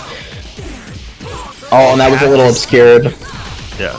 Justin is another player who does play like very similarly to Karma, right? They're willing to save their burst for these second rounds because they just want to try to get that curse gauge down to 0 where they can. Should be getting it. Down to 0 here off that last route. One more touch. DP whiffs Justin UA. We're like Justin overhead. I don't know how to make that joke. Oh, nice. Sorry. There was so many situations there that Justin just like did the right thing and wound up working really well. He hits, SB gunshot super, and it just happens that Jordan's answer to the situation winds up being 2B that's not cancelable anymore because he's silenced and feared. So it wound up working out really well for him, but the absolute opposite is now going on. Jordan is absolutely mauling early on in this one. And this is the sort of the opposite side of the spectrum of matches, right? If Jordan is able to keep that momentum going like we've been seeing these other ones, they can take these rounds that they otherwise would have lost. And now, this is Justin at 3 curse. This brings him back to 10. Yeah. So you have to make all that work, or back to 8. Sorry. Yeah. Half of what's there. And so 8 is definitely easy for Shadow now to take down because of SB Raid. But it still doesn't feel great because you're going to have to use your Shadow Frenzy. And now you don't even get to use that because you're forced to burst here. Going to get the counter hit on the 5D set. Back to full screen and going to snipe out the Zeo set before it's able to actually come out. So yeah. Nice roll from Jordan. It's a great recognition to show that, and then immediately as well, the parry counterplay to Zeo. Unfortunately, it didn't end up mattering too much as Jordan was ready for it, and then just quickly came on through to punish them for it. But yeah, absolute like instant recognition of the situation from Jordan. It's like, okay, I see parry, I see Naoto DP come out. I'm just gonna roll. Like the likelihood that you get punished for rolling there is extremely low, if it's even possible. Like that parry, you don't really get punished for rolling because the only other options Naoto has is like backdash, and that's not going to do anything for them in that situation. So it's pretty free to roll that if you're able to recognize it visually, and so Jordan able to close the distance and get a pretty sizable, sizable punish there. Think of things that are sizable right now. This lead that Jordan had in the health early on was gigantic. Like, only doing a couple big hits after like a 2C round start. That was 3 touches. Jordan did 3 touches that game to quickly close it out. 2D is just a monster button for Adachi, and getting hit with counter hit 2D or like by itself is enough of a chunk, but then you add, into combos and stuff, you start getting even more chunks, and this character becomes an absolute menace where it only takes a couple of situations where you guess wrong to just die. Good block and nice break. Yeah, good recognition of like knowing that you got to be safe with that distance. Jordan not having the meter to like punish you full screen for doing that, but will punish you here. Get the SB gunshot confirm afterwards as well, forcing Justin to burst to stay alive. But it's not gonna matter. That was an absolute steamroll on that second game. Jordan is really good at doing air turn J2D to like mask it, because it's kind of hard to see when the air turn is done. Especially when he's full screen, it just kind of looks weird. and you're like not 100% sure what he's doing when he's on the other side of the screen, and then it winds up, oh hey, he actually pressed J2D, and now I'm getting counter hit because I wasn't able to properly survey and assess the situation at the time. Well, a big thing with that is because he also mixes it up. He does that when he's like close by to people, and he mixes it up with JC, which has that absurd like back hit monster on the air turn. So you don't want to press thinking like, oh, you're just gonna do back turn J2D, then you get blown up and get counter hit JC'd. Exactly. And we will be having one more match coming in next. Cool. Before we cut to our top 8. Yep. So we are going to be just making sure that we get through this bracket at a reasonable hour. We're over here on the West Coast, so it's still bright and early for us, but it's getting late over on the East Coast. And then also I have no idea what time it is in Japan right now, but I can't imagine that they want to spend their whole either early morning or early evenings playing this game. So we're gonna have Kirby versus Conball, and we will see. Yeah, so who is able to qualify here. Yeah, first time we've seen Conball since their match on stream versus Not Finasaur, where they had that like very confident Adachi game plan, able to make it through the rest of the bracket as well on the loser side. So has a lot to show for them, and we can see if they can make that Adachi really, really work. Yeah. Okay, and we're gonna see Mao start with the Shadow Junpei again. Which, honestly, I don't hate that in this matchup. I think Risei can struggle a little bit versus Adachi. So, if you're just able to play someone who can challenge him a little bit more, like we saw a lot of Shadow Junpei being played into Adachi for last year and earlier this year through a lot of tournaments. So we know that this matchup can be handled very well by the Shadow Junpei player if they can just keep it tight. But Conball, right now, trying to make some big stuff happen. Burst used pretty early here, doesn't want to have to deal with too much pressure, and we already got the slide. This should be quite a few runs. This should be enough. Easily 10. 15-meter pop right with a Shadow Frenzy guarantees, as long as you keep these routes tight, because then you need just one big opening afterwards as well. Gonna combo as much into their health bar as we can to avoid that awakening, but DP Heat Riser, the classic. Okay, unable to fully connect the rest of the combo, unfortunately, but still in an okay spot. Finally got out of that corner using the gun shot as a frame trap there. SB gunshot, absurdly plus in some of these situations, so great option to go to. Feint on the run, no tech now from Conball means that decent chunk of damage and does eat the meaty. Able to get out with that DP though. Staggering it out right now, though. Conball has to be very careful because they just need one situation like that. SB on a call. Yeah, Deathbound really do a lot for Junpei. That's like one of his best things to use in like a neutral situation. It's just such a powerful tool for him. But it's one of those things that, like, if your opponent's ready for it, they can actually just, like, if you're too predictable with it, right, they can blow you up for doing it. But AOA gonna work for Conball this time. These opportunities. DP1 or AOA once again. We're gonna get it in, some damage, and we're gonna get the Heat Riser buff early on. Nice. And there's where Deathbound doesn't quite do exactly what you wanted, but fortunately for Kirby, able to actually capitalize on a possible mistake there from Conball. Wasn't able to keep it quite tight enough, and we're gonna just DP right through that setup. Yep. Oh, tried to AOA though. This could be dead. Fortunately, got it blocked. Yep. As long as you keep it tight. I've seen drops happen before. But we'll see one here! Oh man, Conball staying around. You did. That was. I think I did curse it. I was like, there's no way you dropped this, right? Like, there's no way. It was too clean.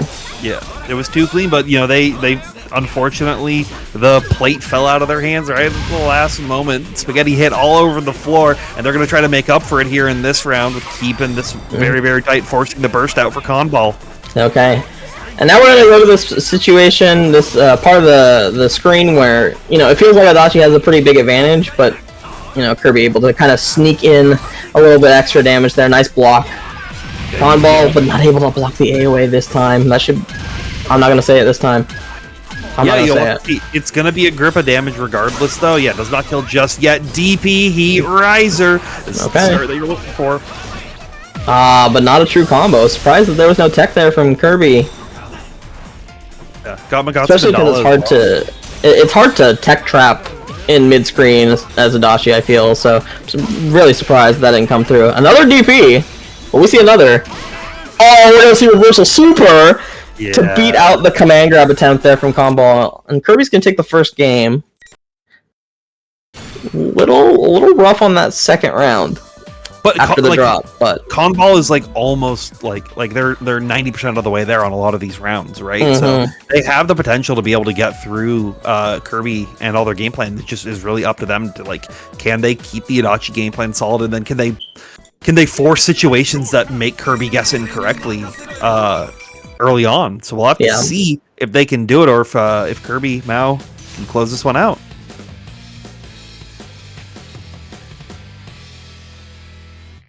And I think it's really going to be kind of about who uses their airspace better in this second game. Because whoever is going to control that airspace the best, I feel like it's going to have a giant advantage because, I mean, Junpei's ground approach is decent when he's in slide range, but other than that, it feels really rough. And because since Adachi can control, ground space so well, you really want to focus on trying to control the airspace if you're Junpei, I feel like. But controlling that airspace doesn't lead you to as many base hits, right? So that is true. You have to sacrifice the consistency of leading into Victory Cry, which is what you really want. But yeah, I mean, this is a big thing. You found that ground space that you got hit. You weren't able to get the full extension that you were looking for at the very end, but we'll instead just cash out here. Pop a home run swing, go up to 14, Victory Cry enabled. We're now an A-tier character. Oh, and I just want to say really quickly as we see Kirby get this hit, will they kill? Really good awareness from Kirby actually right before to realize that they had missed their super window. And that the tech was about to come out, and they just cancel it into a run instead, into a fake. And we're like, okay, I'm gonna just, try and go for another situation instead of committing to it, not realizing that, oh, hey, this is actually dropping. So wound up completely.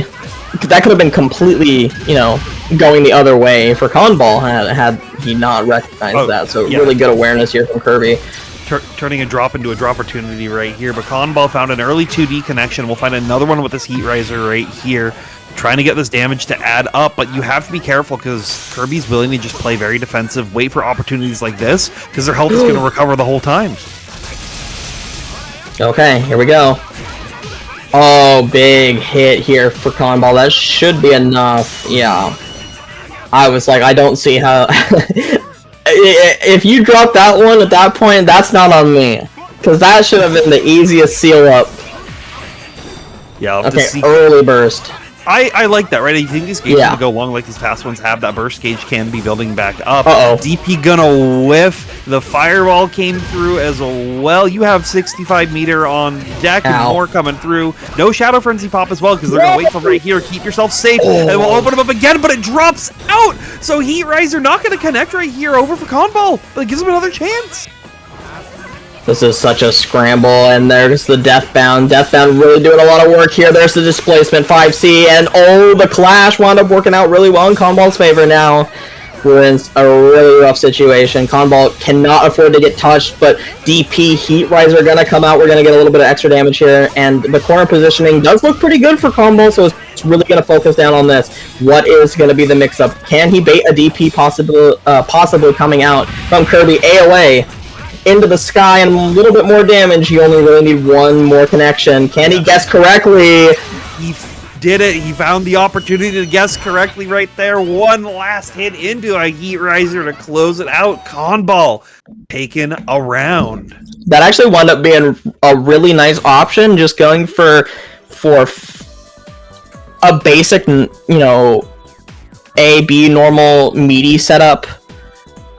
In the corner, because if something happens, it was slightly delayed, so like slightly delaying it meant that with the roll and the range that Adachi's normals have, able to pretty easily catch up to the roll and punish it properly. Doesn't have to try and risk an extremely lengthy animation on a Persona normal that whiffs or something like that because you had to press it early. Is able to actually catch the roll with a slightly delayed timing and punish the attempt to escape. So I really like that. But now Kirby switching over to Risei.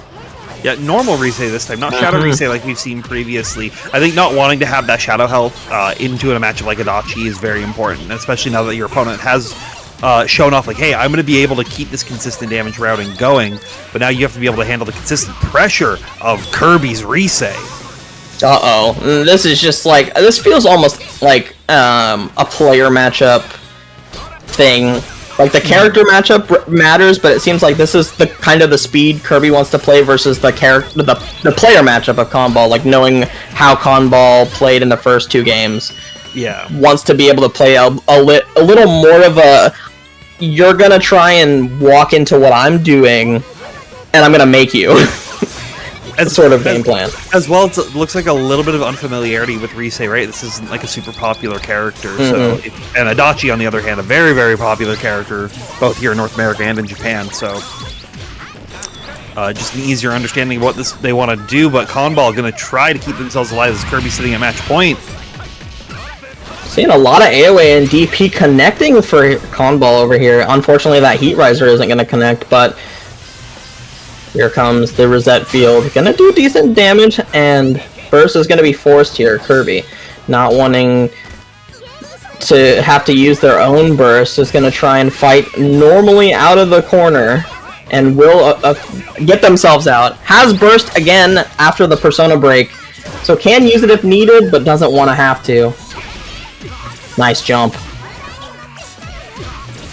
And this should keep it tight right here. Actually, keeping Might it right win. outside of Awakening was the smart thing to do right here.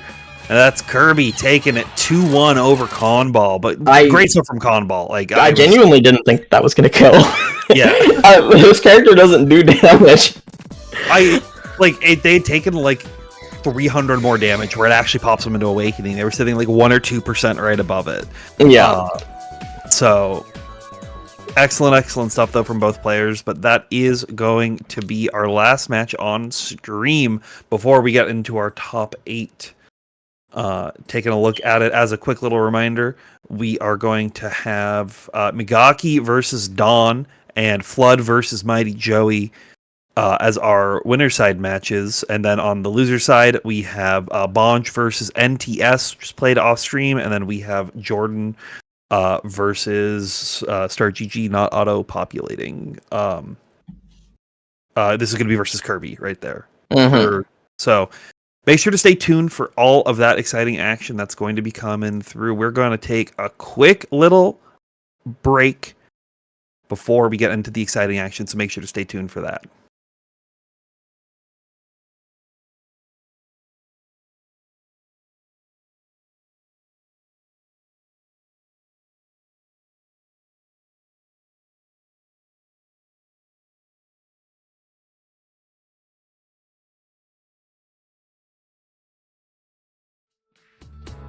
Let it go, let it out, let it go, let it out. Take a deep breath, deep breath, deep breath. Till you feel the frost and touch the sky. Take a deep breath, deep breath, deep breath, deep breath. Let it go, let it out, let it go, let it out. Take a deep breath, deep breath, deep breath. Till you feel the frost and touch the sky. On a sunny morning, I touch the sky. Next morning, I touched your heart. What's the start? I play my role when I rip the mic apart. Do what I got to do to place a spark. I'ma put it down, seeking no crown anymore. From the moment I saw you, it's all gone. Hard to believe to a pimp like me. Used to have every woman every day of the week. Quick time, I put that behind. Said I'm sorry, I got to go from the side. Lied to the man, I aim high to the place no human has ever given try. So I got to go, I got to go. All I want is for you to stay. Man out of grave, resurrected. Now he's connected. No concession, just embedded by you. Yeah. Take a deep breath.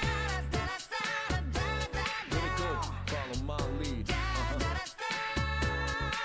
No doubt about that.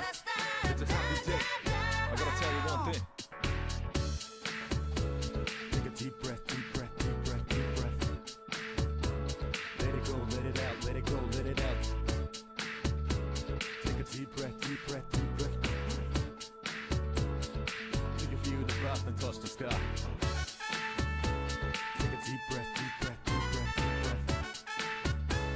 Let it go, let it out, let it go, let it out. Take a deep breath, deep breath, deep breath. Till you feel the past and touch the sky. I won't deny that I used to play. Young days I've done things that I can't even say. Trying to make up my day. God, it's so hard to regulate. Till I met her yesterday. I was the dirt and you're the purifier. I'm the gasoline, wow, you're the fire. Keep it on the DL, no inquire. Which makes me wanna talk like Esquire. I don't want a Porsche, I want an entire. Buy any juice from gold to sapphire. Crack some jokes and turn satire. We'll be careful not to get you tin tired. Make it short, but I'll take you higher. When we have a baby, we'll be in a child. That's what makes me most inspired. Hope seeing goes with you, baby girl.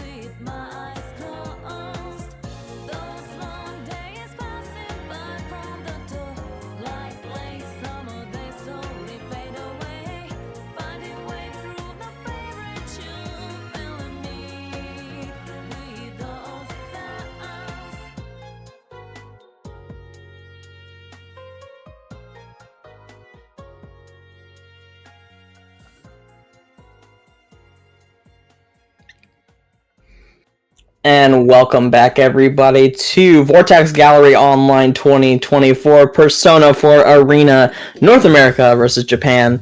We are now into our top 8, and we've got an absolute crazy bracket for you. My name's Lamb, of course, joined by Tabby. Hello. And we have an exciting top 8 that is occurring right here. We're going to be going into winner's side first, of course, Megaki versus Dawn as the first match. And then Flood versus Mighty Joey. And our loser side, we've got Bonch versus NTS and Jordan versus Kirby. I think these are going to be some stellar matches, and I'm really excited to get into it. Yeah, absolutely. I'm very, very excited for all of these. You know, we saw almost all these players on stream right before the break, so it's going to be exciting to see them continue on forward in. But first, we got to take a word from some of our wonderful sponsors to start off with Ricci City.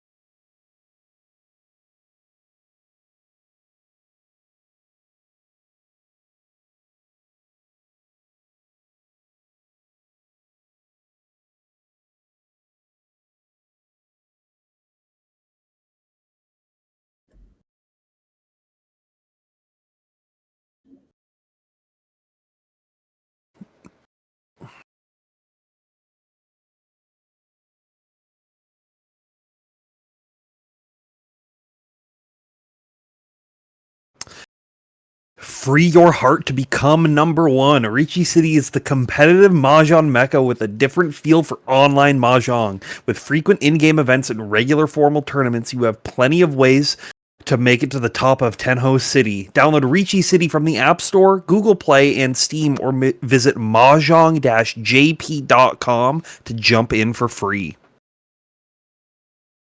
And Vortex Gallery Online 2024 is brought to you by 956 Productions with new exclusive merch. Go ahead and support the event by buying a shirt over at 956pro.com/shop.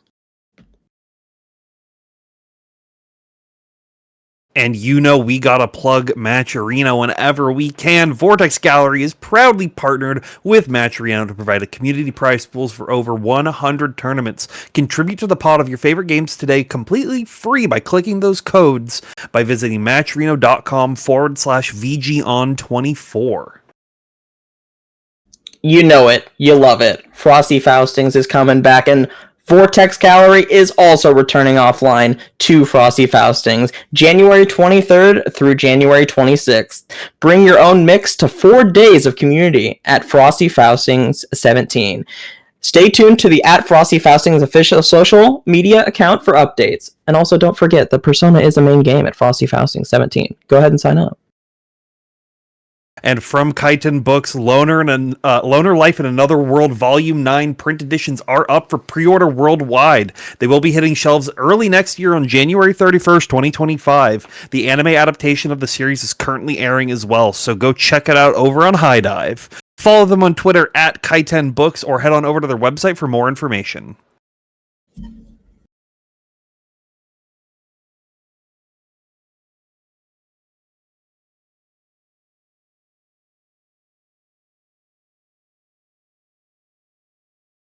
So we should be getting started with the rest of our top 8 shortly. Thank you to all our wonderful sponsors helping out this event, making it possible. We always appreciate everything that y'all do for us to make things like Vortex Gallery. I also want to shout out to the 956 production staff as a whole.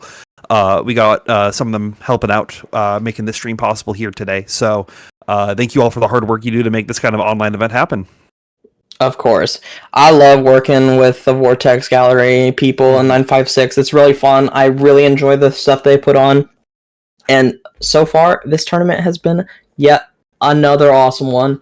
So, again, like Tabby said, thank you to all of 956 for putting on some great tournaments. And I'm excited to get into the top 8 of Persona 4 Arena. As well as since we are on the 956 Productions channel, if this is your first time seeing Persona and you go, man, this game's pretty cool, check out Persona Fight Club. That's the main community hub where a lot of these people are playing almost every day. So you can see a lot of really exciting action, and you can get into the Persona scene, you know, starting as soon as 30 seconds ago when I started talking about it. And we've already got our first matchup booted up here in the lobby. We've got Migaki versus Dawn, and this is going to be a crazy one. I already know. We got 2 JP players going at it. We got team kills. Yeah, actually, it's funnily enough, it ends up being 2 Japanese players and 2 North American players playing each other on our winner side of the top 8. So gonna get some more stable connections between the two of them. Let these players play at their fullest, and we're going to see the Margaret. No, we're sticking with Teddy. Okay. I think it's understandable. I don't know how I would feel playing Margaret into Yukari. I feel like that matchup is annoying. You kind of want to play I feel like if you're going to play Margaret, you want to specifically play it into the matchups where you are being able to play at Margaret's space the most efficiently. Yeah, exactly. And Yukari never should let you get to that. If she did, then I think you have already been in a winning situation in that match. Yeah, it's a jank feeling matchup. So I understand the Teddy pick already, and we're seeing a lot of good stuff already coming out from Dawn. Already 2 cards down now for Migaki, so it's gonna have to play a little careful. But I mean, do you really have to play careful when you're playing this character? Yeah, I mean, you do honestly. Like, I think you have to. You can take some risks, but you can get rewarded very heavily for them. But you can't just play too wild, or else your opponent will be able to penalize you for it. 1 card left. Okay, so now we're actually getting into territory where you might completely lose your Persona. Yeah, and this is the opportunity that I think Dawn has been looking for this entire game so far. And this is sort of what I was talking about when I say you have to play carefully, right? Like, if you lose that Persona, you lose a lot of your ability to track, and your zoning doesn't become as efficient. So that gives you chances to let these rushdown characters come in a little close. However, it's everybody's favorite Burst Garula does end up getting hit off of it, which honestly I think might be better when you have he did it on play purpose, with. Yeah. I think that was genuinely I'm gonna eat this because I don't want to take the mix up. So I don't totally understand that, and nice self-awakening. Yeah, so being able to recover a little bit past that, get a little bit of extra virtual health through the defense, but still getting chipped out right here with all these arrows coming through. But one big hit right here is what you're looking for to take that first round to go into your favor. Nice. Dawn, and the first of our Yukari versus Teddy matches that are all on the winner side of this top 8 that are going to be coming through. Falling JA really doing a lot there for Dawn, but unfortunately that time DP comes out right through it, and now we've got the full screen game going on. You're gonna see Dawn probably looking for the opportunity to snipe these Persona calls out if possible. Really liked using the TVs before, that was really working out for him, but I think Migaki is kind of making that adjustment and not wanting that to happen to him too often. Yeah, playing a lot more patient. Did end up getting shocked right there, right at the very end, but still just playing it lame out, just constantly zoning out, running away from these barrels as they come through, but you get tipped right at the very end of the last one right there. That's going to give Dawn the corner pressure right here, some free damage, and a little bit more. Oh, wow, the little ducker guy just kind of helping his homie out. Teddy absolutely getting bodyguarded by all of his little guys on the floor. Okay, guard cancel roll out of the Margarula, but unfortunately back into the corner. 1 card left too here for Dawn, now muted. Really can't afford to lose another card. Ooh, nice cross up on the JB. Yeah, and actually gonna be able to close it out right here. Has 50 meter on deck with the bounce extension though, not gonna be able to fully pick it up just yet, so they need 1 more and we'll find it. That was gross. Dawn takes game number 1. Use the pinwheel to suction out Migaki from the corner so he could get the cross up and also get the food proc. So that was just like a disgusting situation because you can't even burst even if you had it after that situation because you're now muted and feared. It's just that was really nasty. And that's one of those things that you see from this top end of Teddy play, just like the understanding of what items you have and what can potentially be coming out. So you just get a lot of more out of it. Think of it like Faust or Platinum, these other item toss characters in games. Once you have an understanding of these characters' item kits and how they work, then you're definitely in a much more comfortable situation. Round one. Can we see a replication of the results now again for Dawn, or will Migaki make a bit of a run back here? I'll have to see. Right now, it's kind of trading hits both ways. Migaki going to be able to get some early corner pressure, though. Teddy Vision becoming a threat. Yeah, but you're seeing Migaki just like stay away from it and be like, okay, I'm not even going to attempt to engage with it. I'm just going to go ahead and make sure that I can like zone you out and get these like 200 damage arrows as they connect instead of you forcing out these Teddy Visions. Ouch. This is going to hurt. That's a lot of damage. Yep. Ow. Okay, so, well, there's not really a lot you can say about this now. It kind of feels like this is a foregone conclusion to this round, and yeah, it's just a matter of time. The bright side is Dawn never had to use his burst.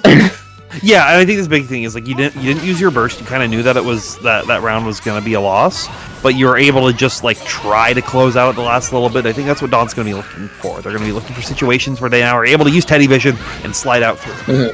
I think a really interesting thing, like application with Teddy Vision in this matchup, is if you can make some space, like close some space specifically, you can get into like this position where Yukari's in the corner and Teddy Vision now has created almost like a wall that's really, really hard for her to fight out of. It kind of extends the corner feel, but you have to get to a position where you can put them there to begin with, and that's the hard part. Yeah, absolutely. There's a lot of situations that you can bring in this matchup on both ends, but it's really forcing your opponent to get there being the big thing. Just running away from the barrels this time, not wanting to get clipped by them like what happened in the first game.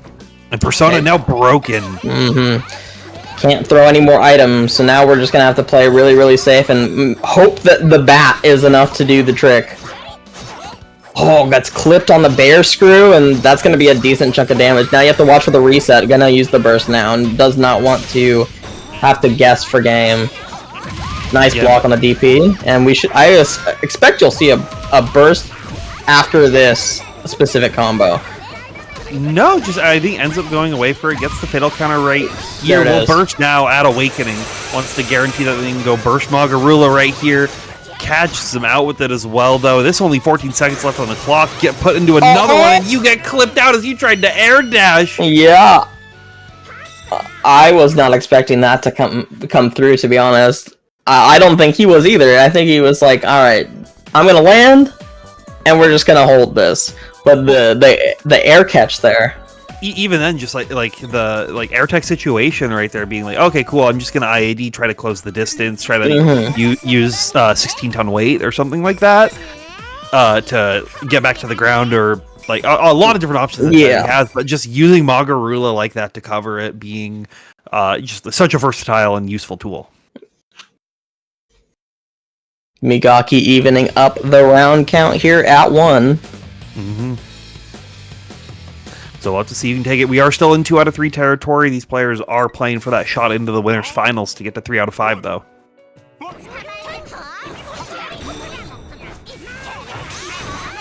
Now, just some standard zoning pressure, the standard like Teddy Vision, trying to close these gaps, finds a hit, but not both players like not able to find the big results just yet.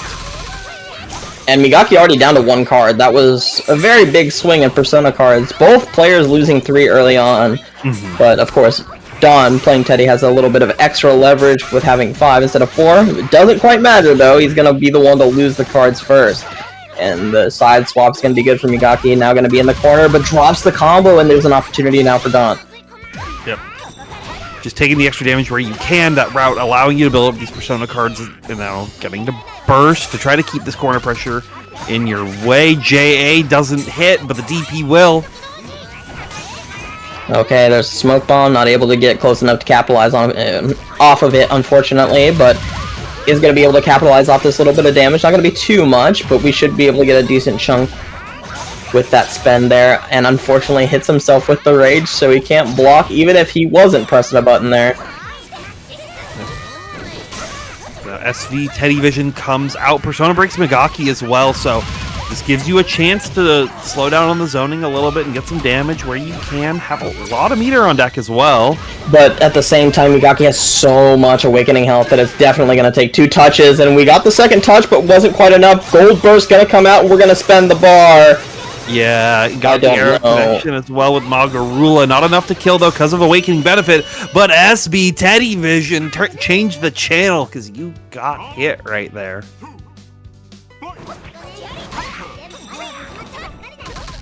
And now we're looking for the beginning of this one. Unfortunately, can't get that item to actually fall to the ground. The Garu is going to be enough to take care of it, but now these barrels coming in. Going to have to watch out for them. Yeah, and Dawn was trying to do so much to just like get any kind of pressure right there, but Megaki always just constantly shooting out the Persona. So got broken here, got hit a lot. No burst available on deck until just now. But even then, you're at Awakening. You want to be very, very careful with that burst because you're looking to close this one out here. Just getting clipped by a lot of Feather Arrow on accident. Spiral Arrow is just like destroying a lot of momentum that Dawn is trying to posit into this game.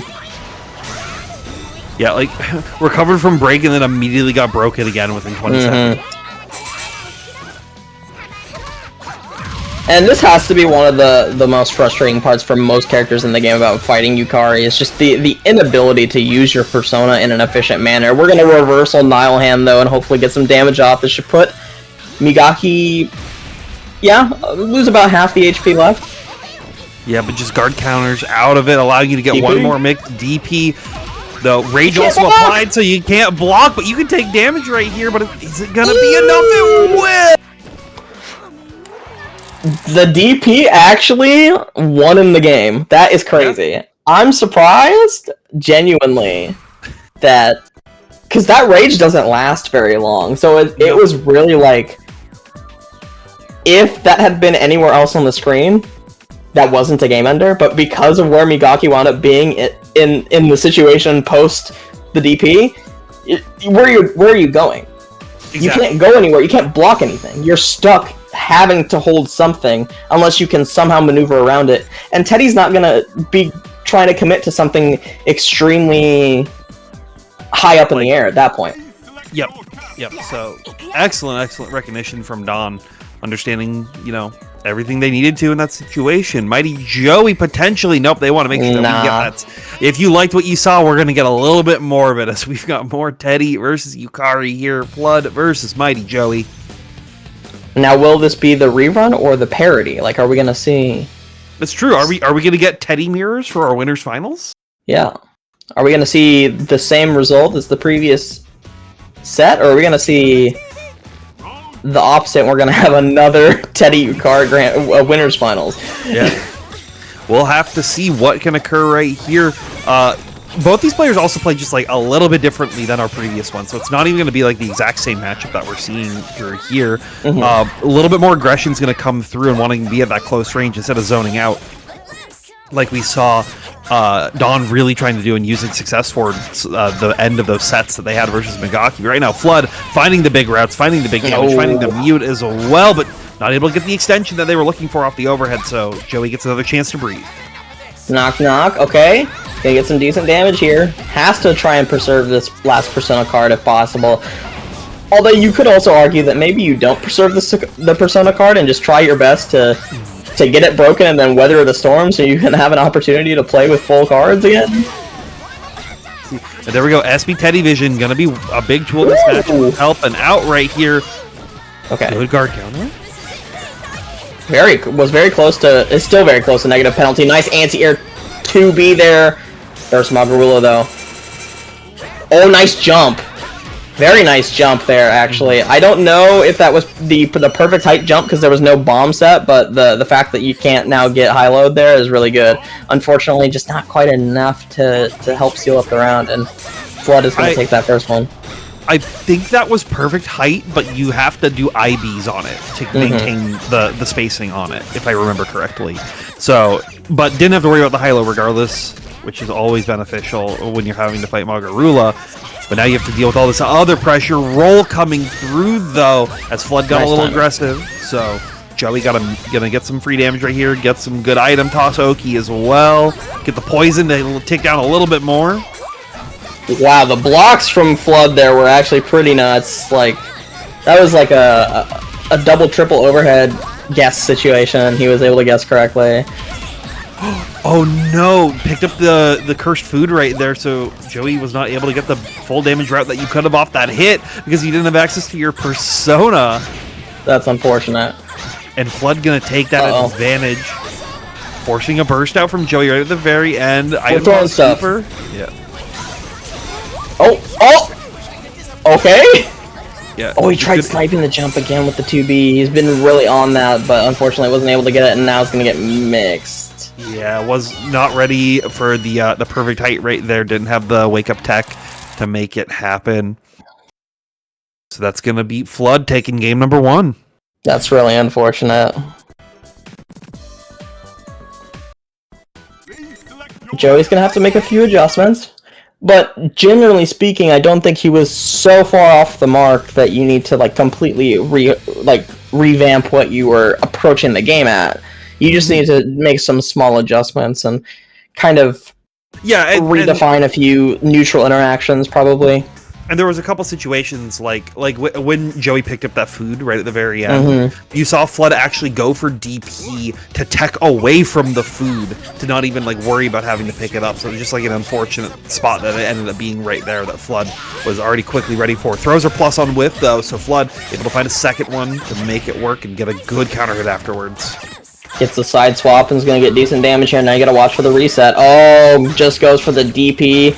And Flood, so far away, is going to be able to easily confirm off that and seal up that round. This is looking a little spooky. Yeah. Let's see if Joey can tighten it up right now, playing a little bit more defensively, waiting for Flood to come in and try to make a mistake on them. But good IBs into a DP afterwards as well. Jumps right over that 2B to catch it with the standing low on the 5A. And, yeah, there's the mix-up. He got it this time, and he's going to get the full confirmed burst comes out. Does not want to deal with any more of that, but you're only just now in Awakening. You're going to have a giant uphill battle here, and you had to use your burst even so. So, is Joey going to get another opportunity to actually get to play the game? I mean, yeah, it's going to be kind of on Flood right here. Like, are you going to give Joey the chance to make this big comeback right here? Finding that big early start is going to be what Joey is looking for. Item toss once more. Throw. Food is cursed as well, so you are mute, feared, and poisoned. This route is going to deal a lot of extra damage, but you're now Yukari in Awakening. Oh, the roll just barely gets clipped, and that's going to probably do it. Yeah, that'll do it with the super. Oh, that's a really unfortunate way to lose that round. Yeah. And a really unfortunate way to go to losers.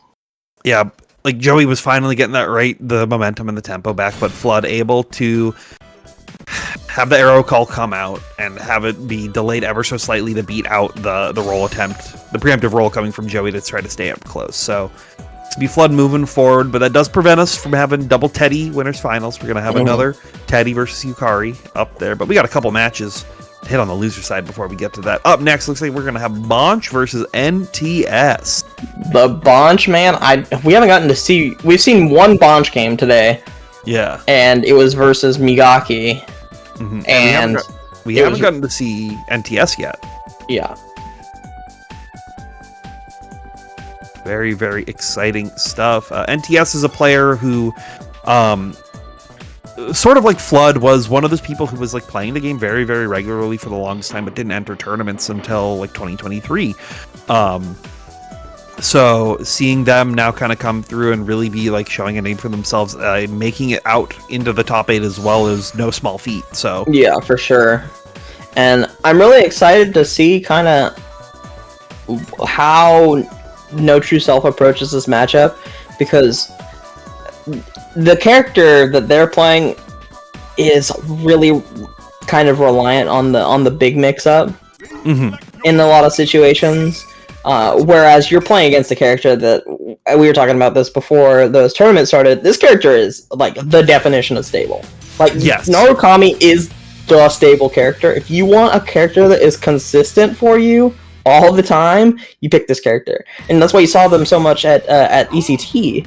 Yeah. This character is so stable. 3 Narakamis on the top 4 at ECT, but only one here. Bonch being the lone warrior trying to make it happen today. Oh, nice. Already getting a decent chunk of damage off of the JBs. Yep, and using the laser right there, finding the crossover right there. Shadow Labyrinth's a character, if you are unfamiliar with this, she is probably one of the more dedicated puppet characters of the game, bringing out the bull, and be bringing out a lot of scary pressure with it. It's up to Bonch to try to be able to stop it.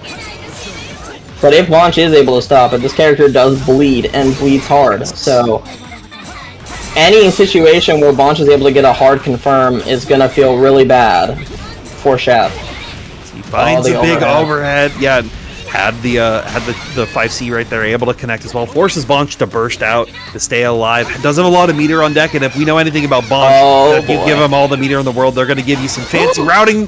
But DP going to connect right here. That worked. The stinger. Yep. Off counter hit right there. Gives you enough time to tack with to land. Stinger, close out the round. It just seemed so low to the ground. I genuinely thought that was gonna drop for a second there, but he was able to make it work. Even after the drop, able to recover, and a rare persona break for Shab that game leads to NTS getting pretty quickly cleaned up after. But this round, again, starting pretty heavily in NTS's favor. See right now, really trying to make something happen right here. Great little run right there on a check with the 2A, using that pro tag power to your advantage where you can. Going to be setting up the pressure. Bonch trying to make a shimmy happen, but it's not going to work out. NTS able to gain recontrol. Wow, the edge of the Terra's eruption of the laser beam. Just going to clip Bonch there in the air. And another persona break over for Shabbers. And this, you don't see this very frequently because it feels like it's really hard to break Asterius, but 2 times in one game. Good instant answer right there. Yeah, and this is scary because like your persona is so important to use to actually like, deal with a lot of it. You can only break the bull by dealing 400 damage with a single normal right there, which is why I think Narukami is able to break it more than a lot of other characters. Having multiple normals at multiple speeds, being able to do that is very beneficial. But a lot of it is persona reliant, so if you're able to break it, they can't do much once the bull's out. And No True Self trying to show that they can use with the persona to get all the damage in the world. Nice DP, and nice block on the DP, really nice bait. Will we see a burst? No, we will not. First jab right there. And just playing very patient, trying to use these TK J2Bs to really catch him off. But you block the DP this time. Note yourself going to get a big punish as well. But tech's out. So much scramble situation going on. Like, so many different ones happening, unfortunately, for both of these players. Both wanting to get a good clean hit, they just can't quite find one. Finally, forced to burst there. Yeah. And No True Self is going to clean that up. No spot for Bonch to burst in response. And NTS taking that first game. Yeah, had the 2C ready to come as soon as that chain knuckle connected right there. So I think that's really this matchup, right? Shabbers is a feast or famine character. If you are able to keep your game plan going again and again, you're going to be dealing high damage, getting some great mix-ups, getting some great neutral play. But if Bonch is able to get it in once, it's going to be a very scary situation. Like we saw in round 2, right, where they were able to find that, and then scrambles were able to go into their favor, having the faster buttons than Shadow Labyrinth.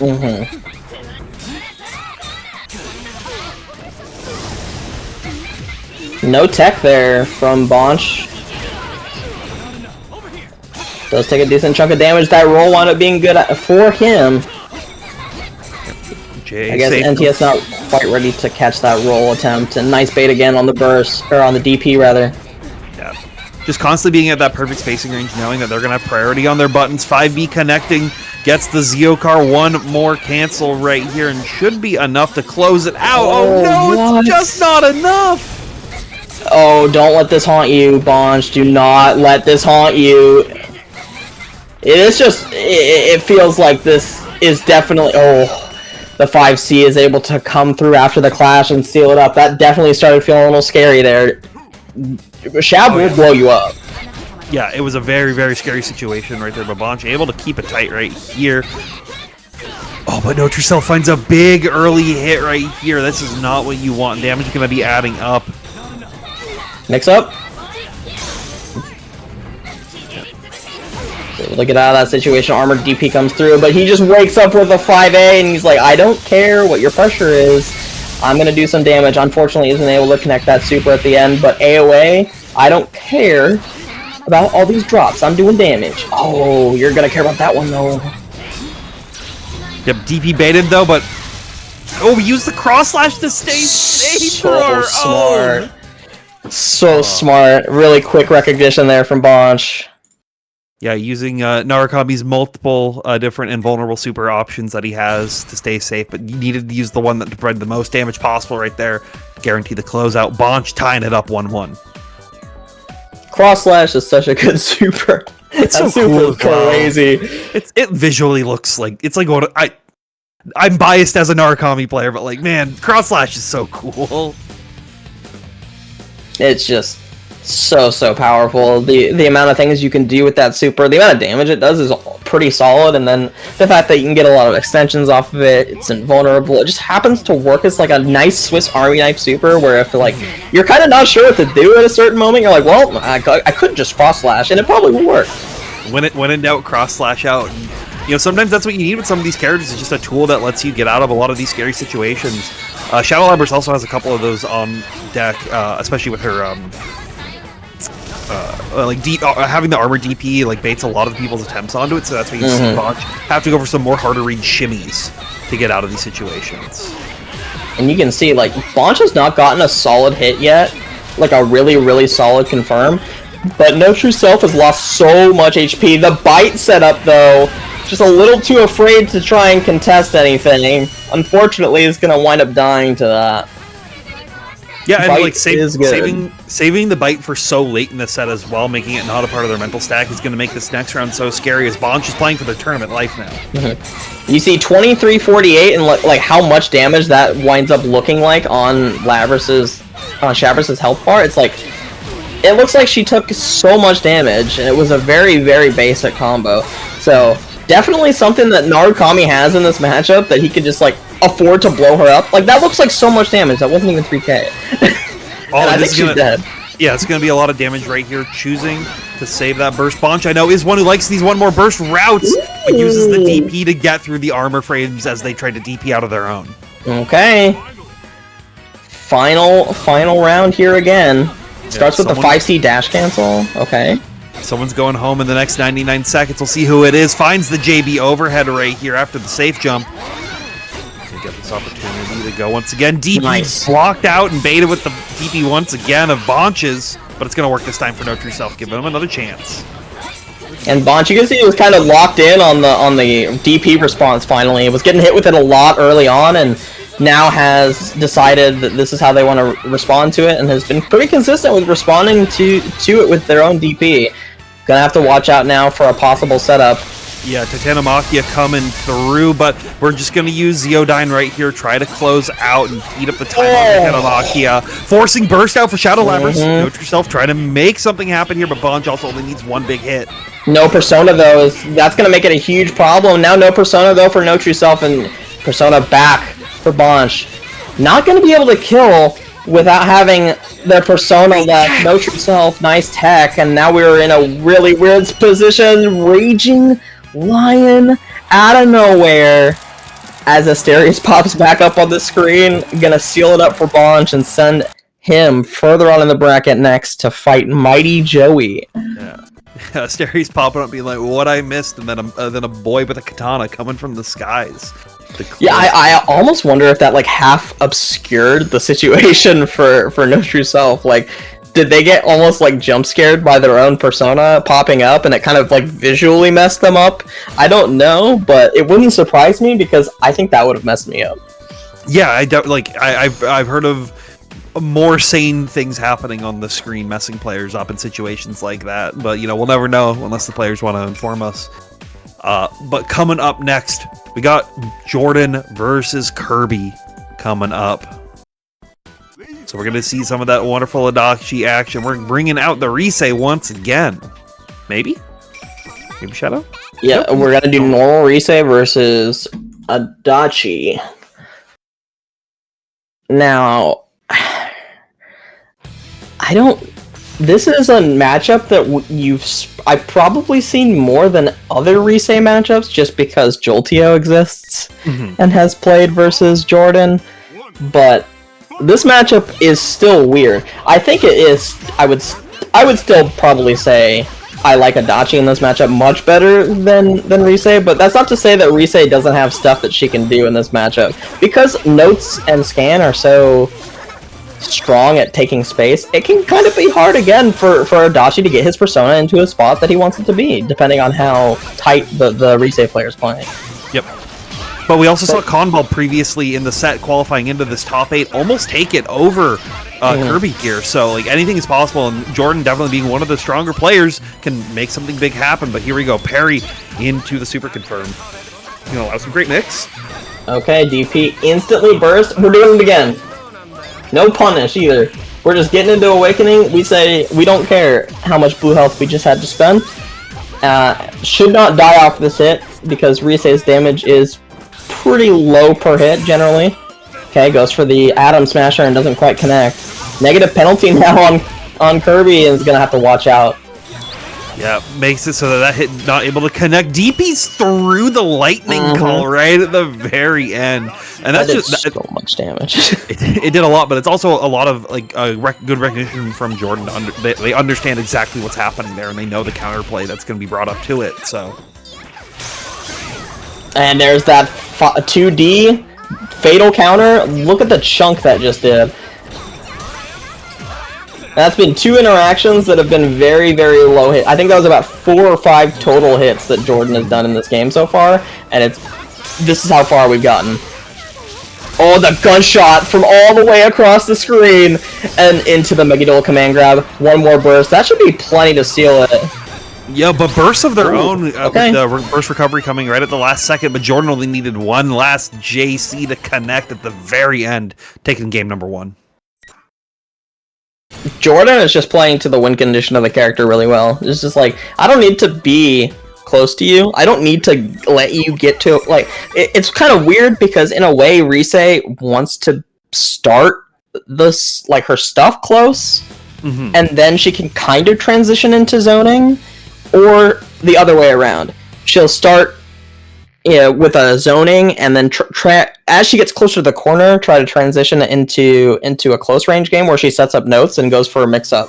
But her mid range just feels I would say worse than a lot of characters, and Adachi's mid range I would say is above average. So if he's playing in this mid range area, it just kind of feels bad, I think, for Risei.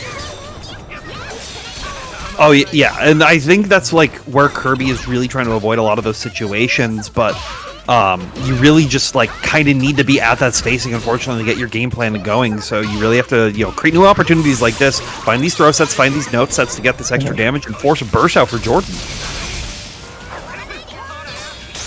Rolls past, and now we're holding all this pressure here from Jordan. Oh, we're doing the good old-fashioned mix-up, the canned mix-up in the DP.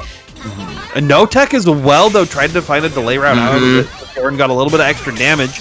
And Persona Break gonna come through. Shock too. Yeah, sending out the J2Ds to finally connect. Just so much stuff on the screen. So much space being taken by Jordan. I think Jordan played that really well. Even though he did not guess correctly on the situation where he tried to go for a tech trap, he was still able to easily, prosper afterwards and get quite a few good hits. And had a great roll through that gold burst as well. Yeah. That was coming from Kirby. Oh my goodness, I'm still shocked from that. But Kirby not letting themselves get too far in the dumps when that happened, because they're able to keep this damage up, keep this mix-up going against Jordan in the corner, and finding another good overhead. Ooh. Oh, unfortunate drop there, and the air turn JC is going to slam Kirby back down onto the ground. Oh, big air to air here. What a JA right there. Oh my goodness. Heat Riser. Gonna connect with the Zeodyne as well. Forces the 50-meter span on the guard. Cancel. Burst roll through of their own. Players wanting to show that they can do it as well. That is a crazy thing to have happen twice in the same round. Okay. Really trying to jockey for her position here. You can see Jordan trying to displace this persona. Does not want to let Kirby out of this corner. Trying their best. Nice gunshot to get rid of the reset field, and now that throw into one little heat riser is going to be enough damage to seal that up. Jordan 2-0 over Kirby. Putting in the excellent work, but so that's going to be Jordan moving on forward. They're going to have to fight Megaki though, which is they had to fight Flood to go through to try to make it into the top 8. Wasn't able to do that on the winner's side, so having to go through the other Yukari in the bracket. We'll see if they can get through that, but that's going to be coming up a little bit later, because I believe up next we should have Mighty Joey versus Bonch going to be coming soon. I'm really excited for that matchup because I love watching Bonch play. Bonch does some stuff that I'm like, how do you get away with that, dude? Like, I don't understand how you get away with that. He just bonches all over them. You know, he does stuff that other people just don't do as well. Like, yeah, he adapts pretty fast, I would say, and he's not afraid to gamble. I've gone on record and say he is my favorite Narukami to watch, and I'll stand by that. Like, he just is someone who you see, like, you know, we see Grover, and we see like Wear Terror's Narukami. We have like Chris, who plays the character. We have a couple other Narukamis that are like coming through, and they all kind of play in a very similar, akin way, right? Where they're trying to play just utilizing the good normals you have, the safe options that you can constantly be bringing to the table, and your general like 5-5 spread that you have versus most of the cast. Yeah. But Bonch leverages the aggressive nature that Narukami can bring to the table to the fullest degree. Honestly,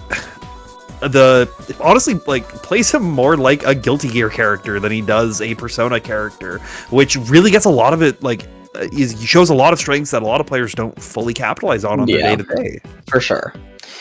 And I like the character of Narukami so much because of the fact that he is kind of allowed to play different styles. Mm-hmm. Like, you can play the prototypical Shoto style, and you can play the hyper-aggressive style, and you can play a really defensive style if you want to. Like, this character allows a lot. You can also play a little bit more of like a set play oriented play style, because all of his safe jumps high-low for some reason. Yeah, which is, the character is, like I said, so stable and so adjustable, so modular, and the way that he's able to kind of mix and match what pieces of a game plan he wants to have for each matchup. And so, like, the thing he loses out on though is damage, right? That's been a very consistent thing.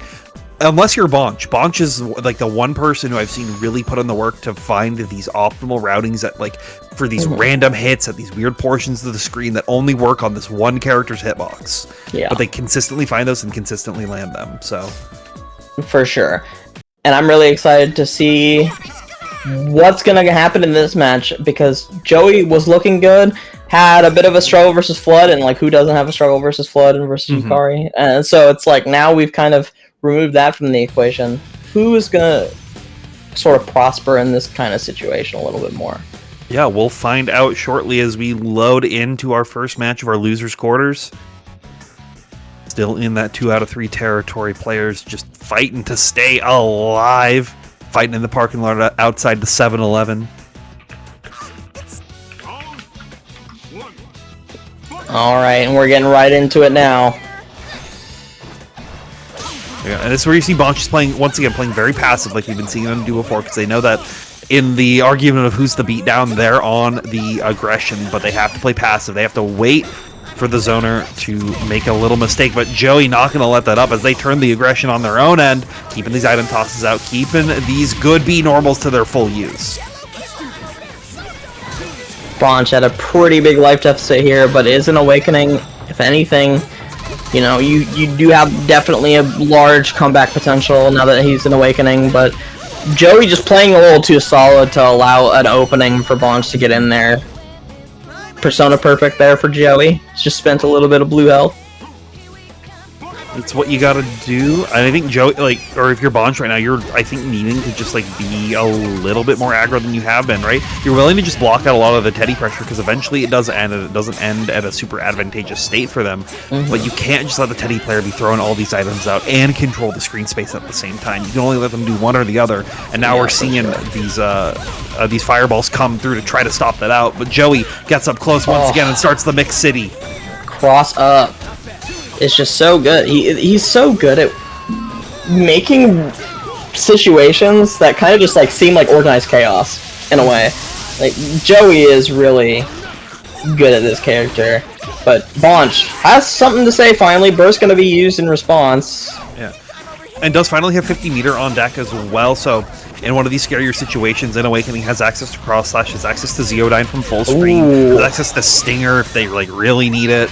We're gonna see a burst here, though. This time it's gonna work out. So, but that was a post. But it was a 4 super flash burst. So who knows? Weird situation the last time that occurred.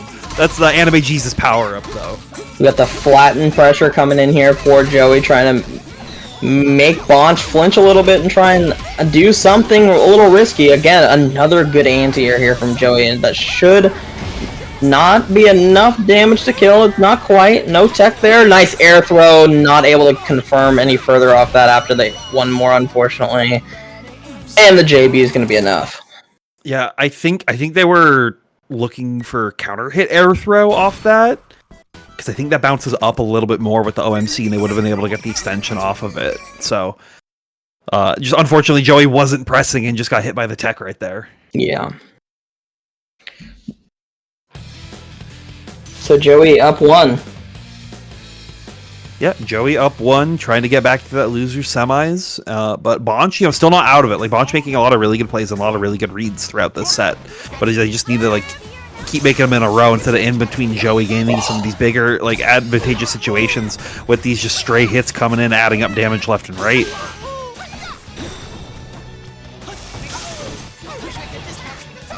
Oh, unfortunately, teleports right into the rage, so has to play a little bit safe there, so he doesn't quite get hit. Yeah, but the electric toy coming out, though, allowing Joey a chance to stay safe, not going to be in rage anymore, but Bonch going to still hit like they are. Oh, tries for the anti-air, but he's just, like, in the weird dead zone of 2B.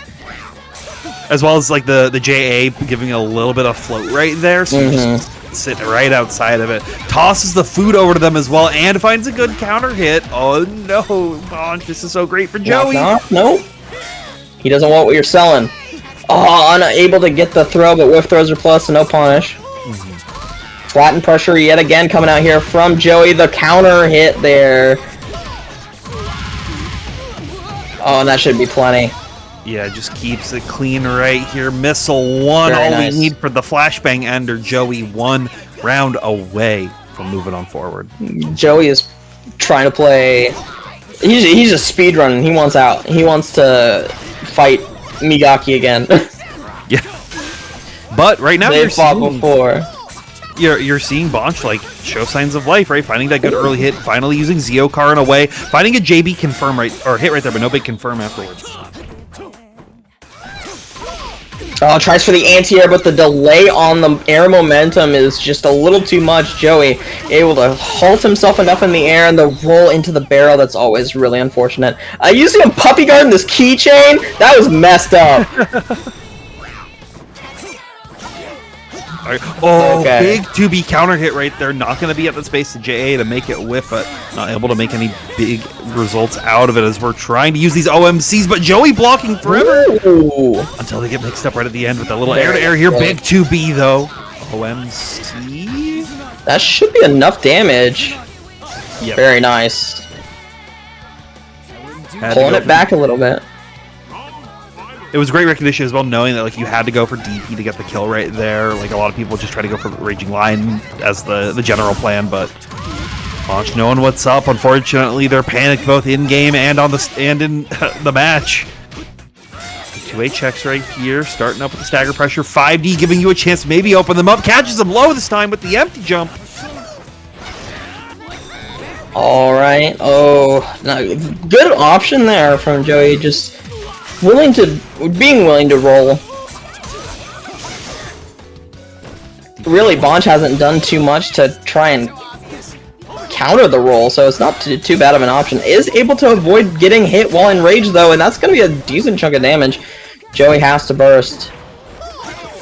Yeah, food as well, but Bonch can't finish the combo right there, but the delay with the JD to beat the anti-air. Okay. Bonch tying it up. Keeping himself in. That was close. That could have gone very, very poorly. Was able to pull it just back enough, though. Yeah, we'll have to see. Bonch can, I think a big thing is that momentum, right? Bonch is such a momentum-heavy player that if they can let it rock through, and Persona being a game that you're forced to go back to lobby between every round, it's going to be very, very interesting to see if they can keep that up, or if Joey can lock in and close it out, bringing in that more defensive zoning style that we saw working earlier on, and getting that first big hit. Oh my god, we're just AoEing in the air. Good blocks. Very patient. Wow, didn't even fall for the possible shimmy. Just so patient. Bonch wants out of the corner, but doesn't want out so bad that he's willing to take a giant risk to get there. Nice 2B catch. Yeah, I think I really like Bonch's use of 2B a lot more in this set, right? They're recognizing how good of a horizontal tool it is as well as a vertical tool. That IB was crazy. What they need. Oh, great throw right there. Finally representing that. Bonch has to be careful as well. Only has one Persona card left. And the bomb is ticking above them, so they had to just stay locked down and hold all of this. Oh. Okay, DP out, but gets counter hit. Wake up mash from Joey. That should be dead. Yeah, gets the 16-ton weight to fall down from the sky. Joey, once again, match point, but we saw Bonch make a 2-0 comeback in the last time. We can see if they can recreate that. Oh, run up 2B to start the round. We're going to get a bunch of corner carry here, and baits the DP. Very nice. Oh, we're going really fancy now. Oh, tried to catch the roll, but I think he was just a little too early. Sets it up. Barrel coming through as well, getting all this extra damage. You see Joey in the middle of that, knowing it's comboing, so he uses his DP to self-awakening himself while it's going on, and still has time to continue to confirm. Item super as well, gonna be knocking them back down once more. Has to hold all this. Bonch tries to 2B, but beat the game. That's the game. Yep. As long as Joey gets the timing right. I've seen him miss it before. It's not common, but nope. Just gotta make sure we get it. Very nicely played from Joey. As soon as I saw that hit come through, I was like, oh geez. Oh no. That's gonna seal it. Mighty Joey gonna continue on in the bracket. Bonch, unfortunately, is gonna be out, but out at 5th, not too bad. With how stacked this top 8 is as well, out at 5th is no small feat. Excellent stuff there. And up next, we're going to have Megaki versus Myrtle is Jordan. Jordan has been playing a lot of games today. Yes. We've seen Jordan on most of the stream today. He's the darling for the stream tonight. He's the protagonist. He's the main character of the stream. But he's playing the villain. How's that work? Sometimes the villain is the hero in their own eyes. He's the anti-hero. Yeah. Of course, Megaki, amazing player, has been playing really well so far, and had a really close match versus Dawn over in winter semis. Wasn't quite able to close it out. This is really gonna be this is kind of the point where you're you don't want to see either of these players lose. No, I mean, real. In the whole top 8, I don't want to see anyone lose, right? This is kind of where you're oh yeah, this could be a loser's finals, or a winner's finals very easily in any other tournament. This could be a grand finals in other tournaments. Yeah, and it has been, but it's just that early bracket placement and these random losses of a match going one way versus another it totally changes the projection of where things are going. Right now, Jordan trying to stay cautious, gets muted though, which is big, right? Mute I think is a very important error that you're going to be seeing from Megaki in this matchup a lot more than Charm because of Jordan's reliance on JC to control a lot of neutral situations. That is gonna do it. That was very, very fast, unfortunately. Yeah. And like that's what happens when you don't have like Jordan not being able to do these J2Ds to try to call, not trying to use these JCs to close the skies. You're gonna see Megaki once again, I think, go for a mute arrow right at the very end here. Yep. There it is. Good, nice block on. Oh no. Tries to this is... but Megaki is spaced. Jordan is just trying to use this relentless aggression to get through to Megaki, but Megaki's playstyle is so good at being able to stop a lot of that. And this is, kind of what I was talking about earlier, where it's like, it's so hard to get your persona to actually go somewhere on the screen. But finally, Jordan is able to get something started, and we've seen Jordan play this plenty of times before. You know how quickly this can turn in his favor if he gets a corner position for long enough.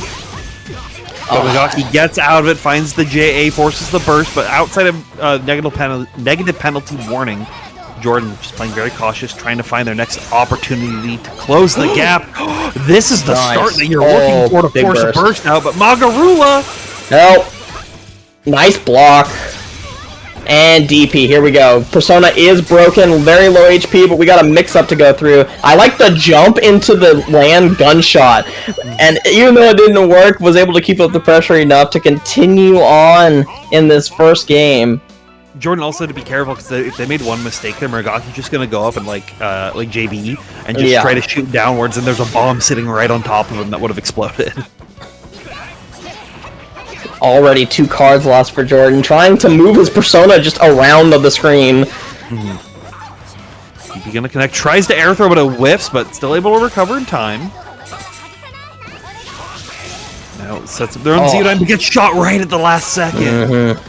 Had that gone off, I think that would have been a complete tempo swing for this mid part of the game, but unfortunately, it getting ruined. Yeah, and now we've essentially swapped to the exact opposite. It feels like Megaki has complete control of the game at the current point, and Jordan's gonna have to wait for another opportunity once he's got his persona back, and he's got it back now, but it's still gonna be difficult. I think the thing is Jordan was able to just wait and down back, and Megaki didn't make any big moves during that persona break, so I think that was actually a great time for them. Are you still safe from it? He goes through it. Zeo9 does connect as well, though. Nice roll. Standing low, but is in Awakening now because Megaki couldn't quite confirm the combo. Now we've got the Magarula coming in. Can you block the mix? Is able to block everything. So good. Oh no, another persona break. Gonna have to play really patient, but you don't really have the luxury of time anymore. 15 seconds left, and you don't really get to play the game anymore. You're dead. Yeah, no burst as well because you were locked out of those cards, and we make sure that we use that super to guarantee it. There was like a 1-frame window, I think, in between it that you could have, but you would have been still hit by the active Magarula frames. So unfortunate there for Jordan. Had a really nice attempt at a comeback in that second round, but third round just wound up losing his persona twice and just can't navigate the screen. Yep. So we will have to see if they are able to, change it up again, make that comeback, stretch it all the way through, or if Megaki can bring us, all the way through it to get another set of Teddy versus Yukari. Round 1. Fight!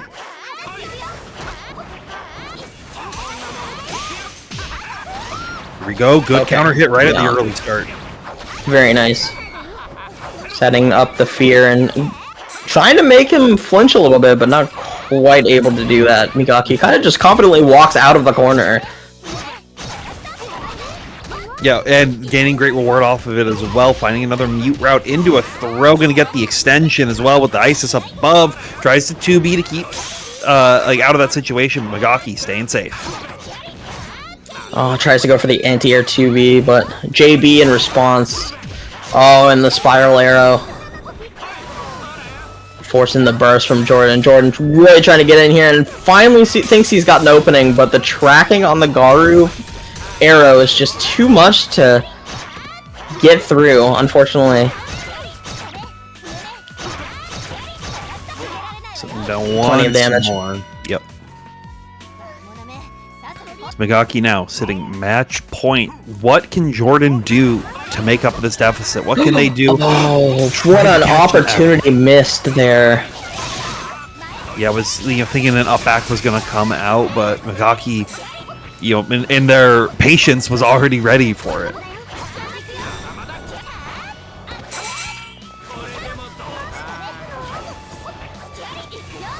Just so difficult to close this distance.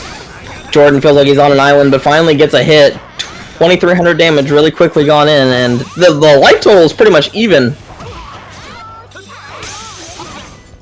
Oh, this time gets sniped out trying to use the J2D.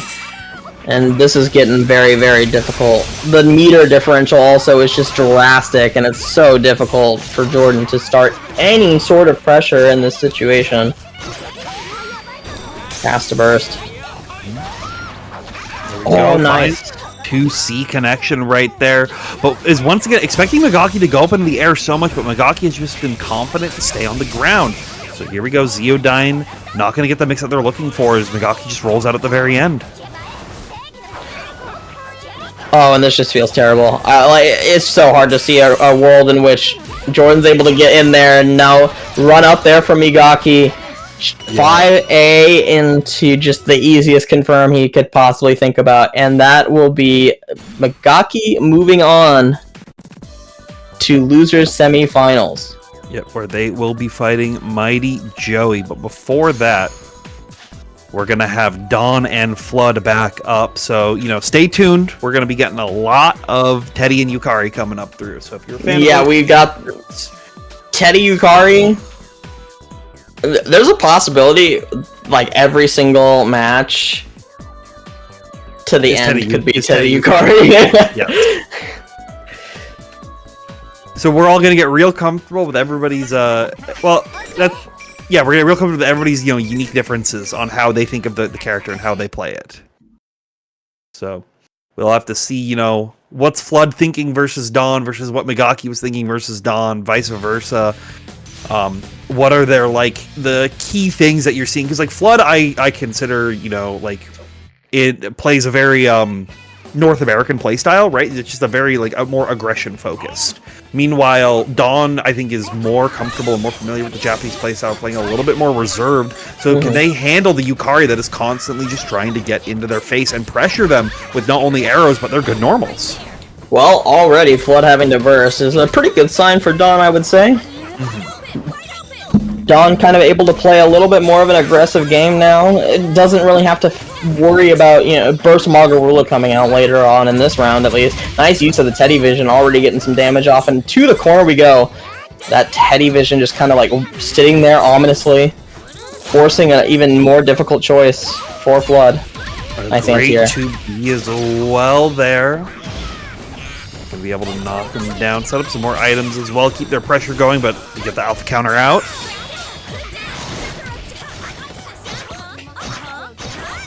And now just classic Yukari BNDs right here. Really, you have to worry more about this post-tech situation. Where are they going to go? Double high or low?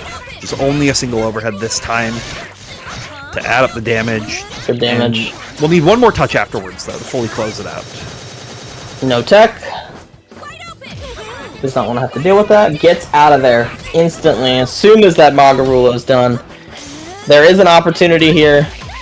And there is the opening that Dawn was hoping for. Might be able to kill off this. Yeah, should be able to do it. Has the 100 meter within the going into Awakening to guarantee them that actual round right there of a little bit of a comeback. Okay, burst back on the table for Flood. I would expect to not see Flood use this burst until he's in Awakening. Genuinely, I think that right now is probably about the time you would expect to see the burst. I don't know if he'll have an opportunity to use it, though, because, oh my god, he's just gonna get nuked. Instantly nuked. I wasn't ready for that to kill. I was like, wasn't okay, either. It's gonna put them down. They're gonna wake up. They're gonna Magarula because like Joey or because Dawn's gonna be too far away to do anything. And then I just blink. They died. I was genuinely like, okay, where's the burst point for Flood in this combo? And then all of a sudden, here comes double rocket. And I'm like, okay, wait, there actually is no burst point. He's just gonna die. Yeah. But as a reminder, this is winners finals, so we're in 3 out of 5 territory. You got a round or two that you can use as download. You can kind of figure out what your opponent wants to do. So this is now like showing that's like, hey, you're gonna, Dawn wants to go for these double rocket reps to try to lock out these bursts. You might be seeing Flood starting to use their burst a little bit earlier. That was a weird combo, though, to try and burst anyway, because even if he tried earlier, there's a chance that it might have whiffed. It was kind of a hard spot to, like, look for a burst. Again, an early burst here for Flood in this round. It really seems like the game plan for Flood is early burst round 1 and try and win the round. And even if they lose the round, then they know that they'll have burst for round 2, so that if they get to Awakening situation in round 2, they can go for, like, a burst Magarula and attempt a mix. Which I think that's a very confident spot to be in, right? Like, if you're able to make it happen. But Dawn making these Teddy Visions work out with a lot of success in this set. Big counter hit on the 5B, but just takes him to the corner. Not able to find the extension. I love watching Teddy hit 5B counter hit and just run. Because he can't do anything else. But he just runs you all the way to the corner. Nice blocks. Good tech, too. Damn. Nice defense here from Dawn. Go, good falling JA though from Dawn, gonna be keeping the extensions going. Has the meter as well to go for the rocket to guarantee that. Dawn looking at another round going in their favor. Flood has not taken a single round yet. Another really nice jump in there for Dawn, and just like the pressure that he is creating with this character right now by being solid on defense is definitely taking, I would say, some sort of a mental toll on Flood. Because like you were saying, Flood is the slightly more aggressive Yukari type of player. It's really, really difficult when you can't get someone to get opened up by what you're doing. What can they do right here? Good blocks right there. That was visually confusing for me, and I'm not playing the game. Yeah. Oh, goodness. Good damage here. Gonna throw the shuriken. The burst Magarula, like you were saying before, in that round 2, having access to it. But we just guard cancel roll out of it because you're too far away, so we'll do it again. Nice jump, just barely out. Nice IBs. Keeps himself out of the range of the bomb. Wasn't quite in a spot to be hit and unblockable him, so that was really nice defense there from Dawn. Again, in a good spot. It has nullified these last 2 Magarulas for Flood and just can't do anything. Excellent stuff right there, and that's not something we were seeing from Dawn do in the sets versus Megaki. They were kind of just taking these Magarulas as they were coming, so I think like that's a great adaptation that they've made to their game plan to really show their dominance and readiness. That was really sick.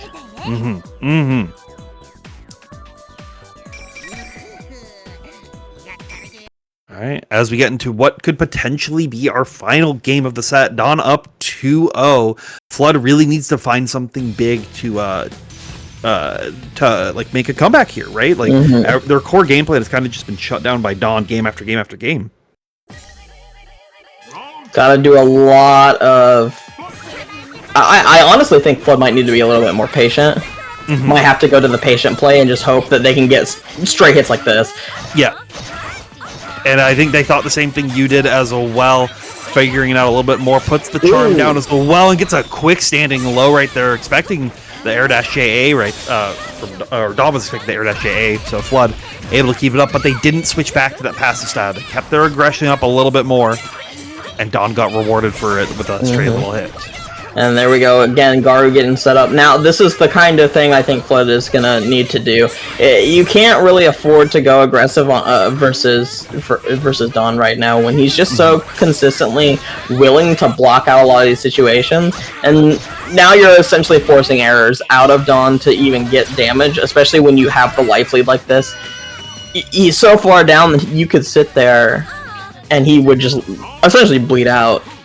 For 50 seconds, and so he feels pressured to make some sort of play happen. I think that if Flood continues to do that and throw in aggression every once in a while, it'll do a lot. Like, this is a great switch up in pace. Yeah, this is the recipe for success that they're looking at right now. Finally finding the first big round that they're able to take, and immediately finding another great set of Oki right here. Gonna be able to get a brick of damage built up as well, forcing a burst out from Dawn right here. SB Teddy Vision, but no slide extension into it. And you see instantly, now we're going back to the patience. I like the no overextension. You get bursted away. This is where you want to be as Yukari. You just take it. And very well played round. Very well played game overall for Flood, and that adjustment that came in might be the recipe here. Yeah, but this, now from Dawn's end, you're going to see, like, okay, they're playing a little bit more like how I'm used to. I get to play like how I was versus Megaki, where I think you're going to be seeing a little bit more of the, but playing more passively into their passive play, just trying to lame it out, and then sneak a hit, get an item down to actually heal up, and, like, snag some rounds later on that you probably wouldn't have. Mm-hmm. But we'll see. So now I guess the onus is on Dawn, kind of, right? Yeah, to make the counter adjustment. Yeah, so we'll have to see, can they make that full adaptation? Can they make all the adjustments they need to close out, or is Flood going to tie it up 2-2? We'll find out shortly here. And now we already see a little bit more of aggression coming up from Dawn, trying to catch up with the JA, and Flood just staying over there, just trying to lame him out, shooting arrows, setting up these Garu orbs. And this was the adjustment I was going to mainly talk about, is looking for more precise times to throw Teddy Vision out is probably the adjustment Dawn's going to want to make, because that was probably what was costing him the most amount of life in the previous game, is he's just happening to throw it out before or after, like just a little too early or too late to block an actual arrow shot, which was causing him life and wasn't actually getting him anything specific in the matchup afterwards. So he has made that adjustment, but still, Flood is just playing very well currently. Guard cancels, but is Persona broken. I'm just playing a little more defensive right now. Persona Gauge gets fully restored back for Flood, though, so they're able to keep the zoning up once again, but tries to dial the aggression up a little bit, recognizing that they need to try to close this out, because if they get into another situation like that, it's going to be oh so scary. Air throw to fall into the food as well.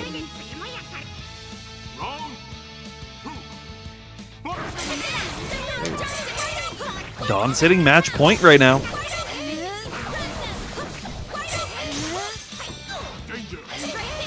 The negative penalty is something that Flood does have to be worried about by playing too defensive. They need to be able to try to maintain that fine line so they don't get thrown in. Negative penalty is a very real thing for Yukari. It brings her damage down pretty significantly.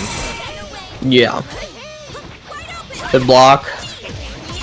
Okay, there it goes. And the pressure has now started. Here comes the buckets. Watch out, Flood. Oh no. Wow, good blocks.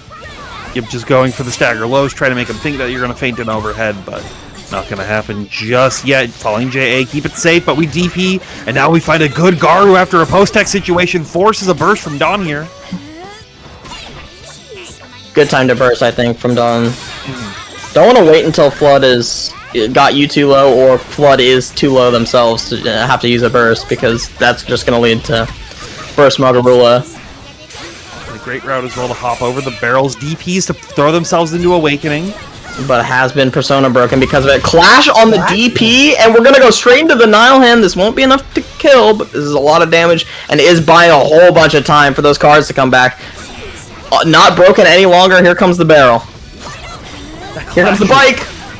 It hits, but you... Oh, the Teddy Vision! Nice pickup off the bike hit. One of the few times I don't see bike hit people very frequently anymore. It doesn't hit people, but that was like a late JB falling down, so it clipped into counter hit bike, and SB Teddy Vision was actually fast enough to continue the combo for it. That was crazy. Okay, so now we've got Joey versus Megaki, and if Joey wins, we would have another Teddy versus Yukari. So the chance of having Teddy versus Yukari all the way through Grands is still real. Yep.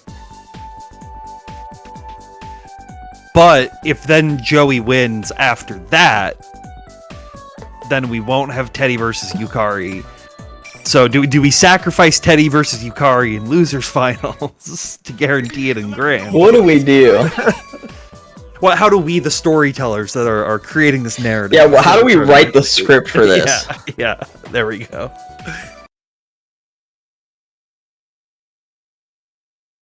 All right, but players going to be loading in, and these two have played so much, both in online and offline environments, at like everything from just mashing casuals at 2 in the morning to these high level tournament sets.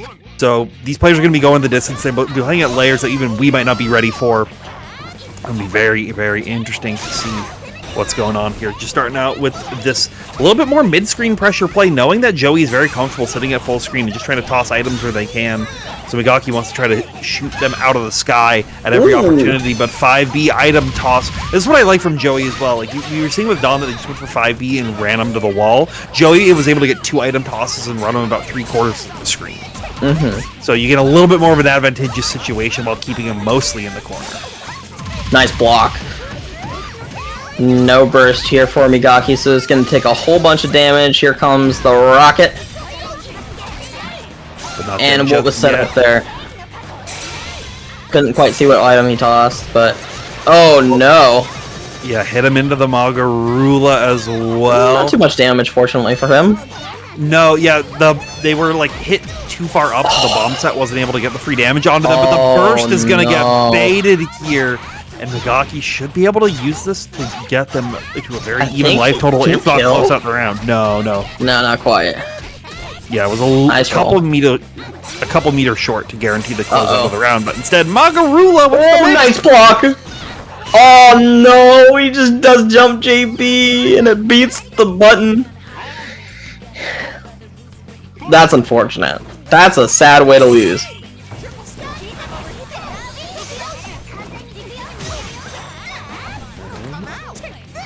Oh, we're tossing stuff. I don't even know what's on the screen. I can't see.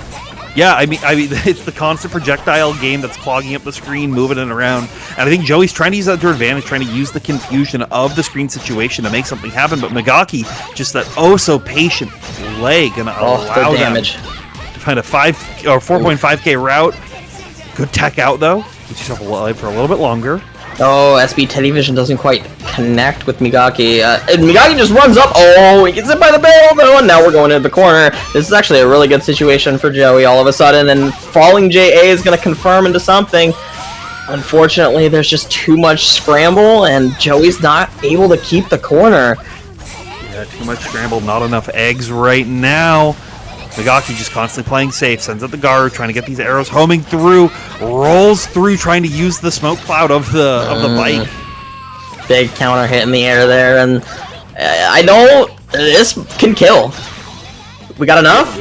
One, yes, wow, that first arrow did so much damage, I thought that was going to take both, but that first one just killed him. Yep. Ouch. Megaki showing that they know that they don't exactly what they needed to do right there, guaranteeing that round. Putting themselves one step forward. Now we're back to 2 out of 3, right? So Mighty Joey has to play, they have to figure it out here, or else they're going to be out of the tournament.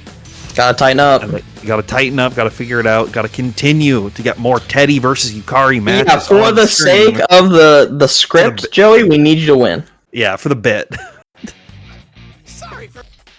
For the sake of anti-viewer retention, we need the Teddy versus Yukari matchup. Well, actually, what would be more anti-viewer retention?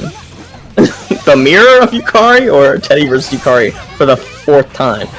That's a great question, but that's not my job to figure it out. My job is just to look at the screen and see what's going on. And right now, Megaki is trying to zone him out, but Mighty Joey is finding these opportunities to stay up a little bit closer right here. Gets a poison as well, so you're gonna get a little bit of extra damage ticked on. The clash with the 2C? Okay. Oh, what just hit him?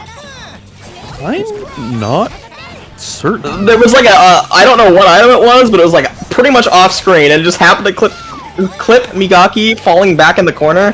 Kind of saved the whole situation because it looked like Joey was gonna be a little bit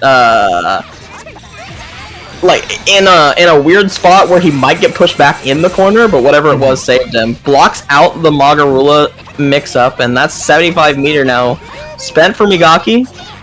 Goes through for both players, both just trying to do what they can to control the pace right here. But Migaki has a big damage hit right here, forces a burst out. Joey needed to go into Awakening to try to keep themselves alive. But here we go, Magarula. He picked up the rage. Oh my god, that was almost really scary. But that was some great recognition for Migaki to realize they picked up the rage and they just immediately backed off. Excellent stuff from both players right there. But Migaki taking that round and now putting themselves one round away from moving to the World Losers Finals. Whoa! The momentum on that bear. He went right out for an air throw. Didn't quite get it, but was able to still create an advantageous situation out of it, getting all this damage because of the poison food. Mystery Food X doing the most work. Big damage here, and now we're in a pretty good situation for Joey. I think he should... Oh, he doesn't have enough meter. I'm surprised that didn't kill.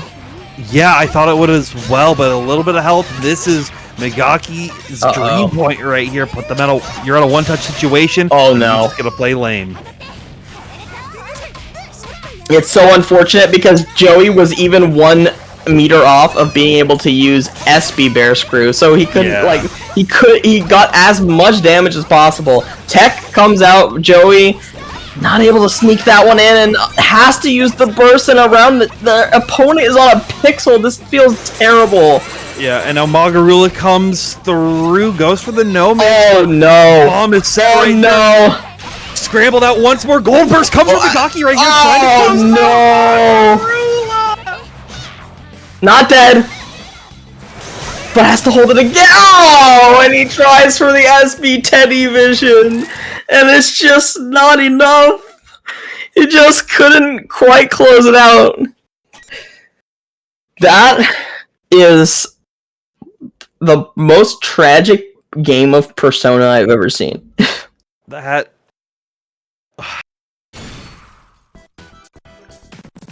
That was... That's like 72 unfortunate situations happening in a row. Oh my goodness. Oh my goodness. Well, chat, did you guys want to see Yukari Mirror? I know you did. It's been a while. We don't get these that often anymore. Well, at least we're guaranteed Teddy versus Yukari and Grants. Yep. So here we are. Nagaki on the left, Flood on the right. This is our test to see who's the stronger Yukari. Is it Japan? Is it North America? We'll have to find out right now, as both of them trying to gain the advantage. For context, as well for viewers at home, Migaki is blue, Flood is the green/brown color. And I'm sorry, Flood, but that color is gross. It's cool. I like that. I like that color. I hate that brown. I hate it. I respect that he uses it though, but brother, at least the arrow, the bow is cool. You know, we got a gold bow, and we take those. What are we supposed to talk about? It looks very like military kind of outfit thing, which is pretty cool. Yeah. What are we supposed to talk about during this? I mean, I think a big thing right now is it's the argument of who's the beatdown. You have to figure out who's the aggressor at any given situation, but it swaps so much, right? And it feels like Flood's always gonna want to try and fill that role. I mean, not always, but that's his playstyle. So it definitely feels like he's gonna be the one that wants to go in more. But when you have a life lead, in theory, as Yukari, you just play lame. But you're playing versus Yukari, so... But how do you play lame versus the one who wants to play lame while in aggression as well? And I think this is going to be a big thing, actually, is these players saving their resources for these max damage routes, right? There's not, a big need to go for these, really aggressive Magarula sets. When you can just spend it and save it to cash out on these, round-ending combos.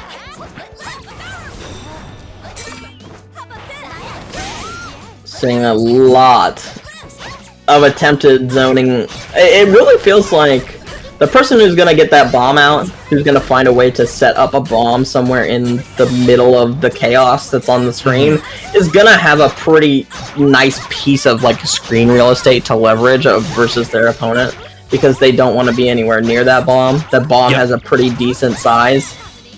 It kind of just creates a dead zone. Wow, that was a lot of damage. Yeah, I mean, and that sort of, circles back to what we were saying just in that round before, right? It's saving that meter for those big rounds. Both of them just running forward at each other, opting to like, hey, maybe we need to shift it up a little bit and trying to make just a 5A hit work, but... And I really am starting to focus, like, who's gonna get their bomb set up first? Okay, so this time it's Migaki, and genuinely, it means that you can't really afford to jump that much if it's on the screen. So it kind of comes down to who's going to get that bomb set up in a place where they can't really maneuver, their opponent can't really maneuver around it.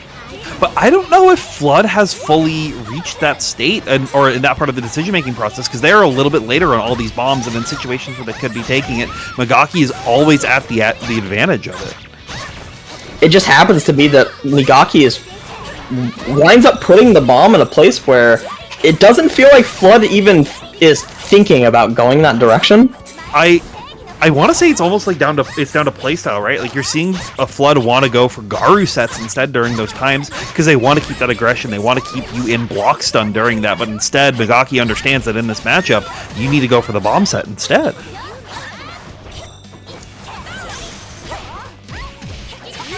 Wow, what a counter hit. Okay, first Magarula. There we go, good. And we're just gonna get off. Yeah. Get off me. Bomb set. Oh, there's the bomb. Blockable. But life total is actually a real big factor right here. If Flood can zone him out and just lock him in Magarula for a bit, you're going to be very, very safe and could actually win this round on a time round. Oh, no. And now it's going to force you in Magarula during the last phase. Ow. There's just there's nothing you could do. What are you going to do? Try and hold the mix? Like, I think Flood should have, like, they instead decided to keep the corner pressure instead of just backing away, right? Like, you had 7 seconds versus a Yukari. Like, sure, they can snipe you from full screen, like, but you can do the same thing. So you're both playing this little bit of a cat and mouse game, and you're very, like, advantageous to just, like, back away, start shooting arrows for a couple seconds to try to close it out on a timeout. But it's always so risky, and you know, it's in the heat of the moment, making the correct decision is so hard. So many situations in this matchup seem to come down to, like, did you happen to choose the right way, like the right mode of Yukari to play in the moment that the situation called for? Yep. All right, oh, unfortunate. Nice bait. Yeah, I love that patience right there, right? Just like waiting for the more grounded attempts, as you've been seeing them both like beat out of the sky. So eventually one of them's going to shift one over to a more grounded game plan. But Flood's still going to make it work right here. Gets the mute as well and catches him with the double overhead. Aggression paying off here for Flood. Yeah, they're going to get the kill. Okay. Which this is the exact same story we saw in the previous round, in the previous game, right? Flood was able to find a big round where they were able to just loop their pressure, got their mix going correctly. And I think if Flood can lead to that situation again, they will win this cleanly. But Migaki is so good at pressuring them and forcing them to not be in that situation. Migaki played a dangerous game there, jumped really close to the bomb that Flood had set up. Gotta be careful when that's on the screen. And once again, like, had that bomb right there, but immediately just air dashed out of it. Flood wasn't ready for it. He tried to burst at a point that I don't know. That it seems high up for a burst attempt, but you know what? I think Flood will take it. What a reset right there for Flood. Oh my goodness, tying it up 1-1 quickly. The sweep reset is the most annoying thing to have to deal with, I feel like, against that character, because if she hits you with that sweep, it does a bajillion damage. That combo, follow-up, does so much damage. That starter is crazy for scaling. Alright. tied up. This is 3 out of 5. These players are going to be going the distance. Get your snacks at home. I think we're going to be in for a lengthy set here. I feel like we're going to go to time quite a few times. Oh, yeah. We already almost went to time. Like, twice. Yeah. It's like, both of them are just going to want to be constantly trying to shoot these arrows, right? They're going to just try to shut down a lot of the screen real estate, but as soon as it gets to the ground is when Flood is able to take dominance. Like, they're way more, it seems they're like way more comfortable on this grounded game plan. That was a lot of whiff 5As, and eventually Migaki gets the better of Flood in that situation. It's going to carry them to the other corner, a bunch of damage, and will we see a reset attempt here? What is the mix? Nope. No. Just rolls out. A good J.A. idea. Jail. Tried to OMC to get some kind of air unblockable, but it wasn't going to come out just yet. So Flood able to stay safe once again, has access to Awakening, so they can pop their own Magaru if they want, but it's not going to matter. Arrow, super, one more cancel, one more round going to Migaki's favor. Nice confirm. Honestly, like, yeah, that does not seem like a confirm that it does not look consistent. Like, it looks like something that if you just try to do it without knowing it well, you're gonna miss it like half the time. So that's a character expertise kind of thing where you're just like in the zone finding these routes that are really making it work. But here we go, big damage from Migaki here on the Flood. Ooh, big drop though. Is able to recover in time, burst forced by Flood, gonna Mago Rule after the Awakening, and guard cancel roll from Migaki. Now back to full screen gameplay. Yeah, I mean, that's going to be sort of what they're looking for. Flood, though, going to be using Magaru of their own to stay up close. Doesn't have the meter to guard cancel roll out, so instead they'll just block out, but you can't block the throw. Look at all that blue health that was lost, like, instantly, and now, honestly, Migaki heavily on the back foot, and that should be plenty of damage to kill. Yeah, Flood keeping it tight. I'm really liking these, like, minor changes that Flood's making to force this matchup to go into their playstyle, and Migaki not able to, you know, like, they're still able to play that traditional air zoning style, able to make these big damage routes happen, but when Flood gets going, like, the floodgates open.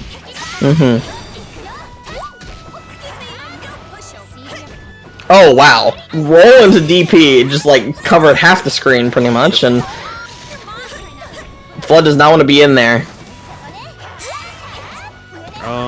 Bomb set now once again, but immediately gets shot out, trying to catch him for thinking it's going to be coming through still. Oh, nice. And very nice confirm as well. Oh, the DP is able to punish it in time. One more burst. Are you going to have enough damage? They are an Awakening. Needs to build more meter.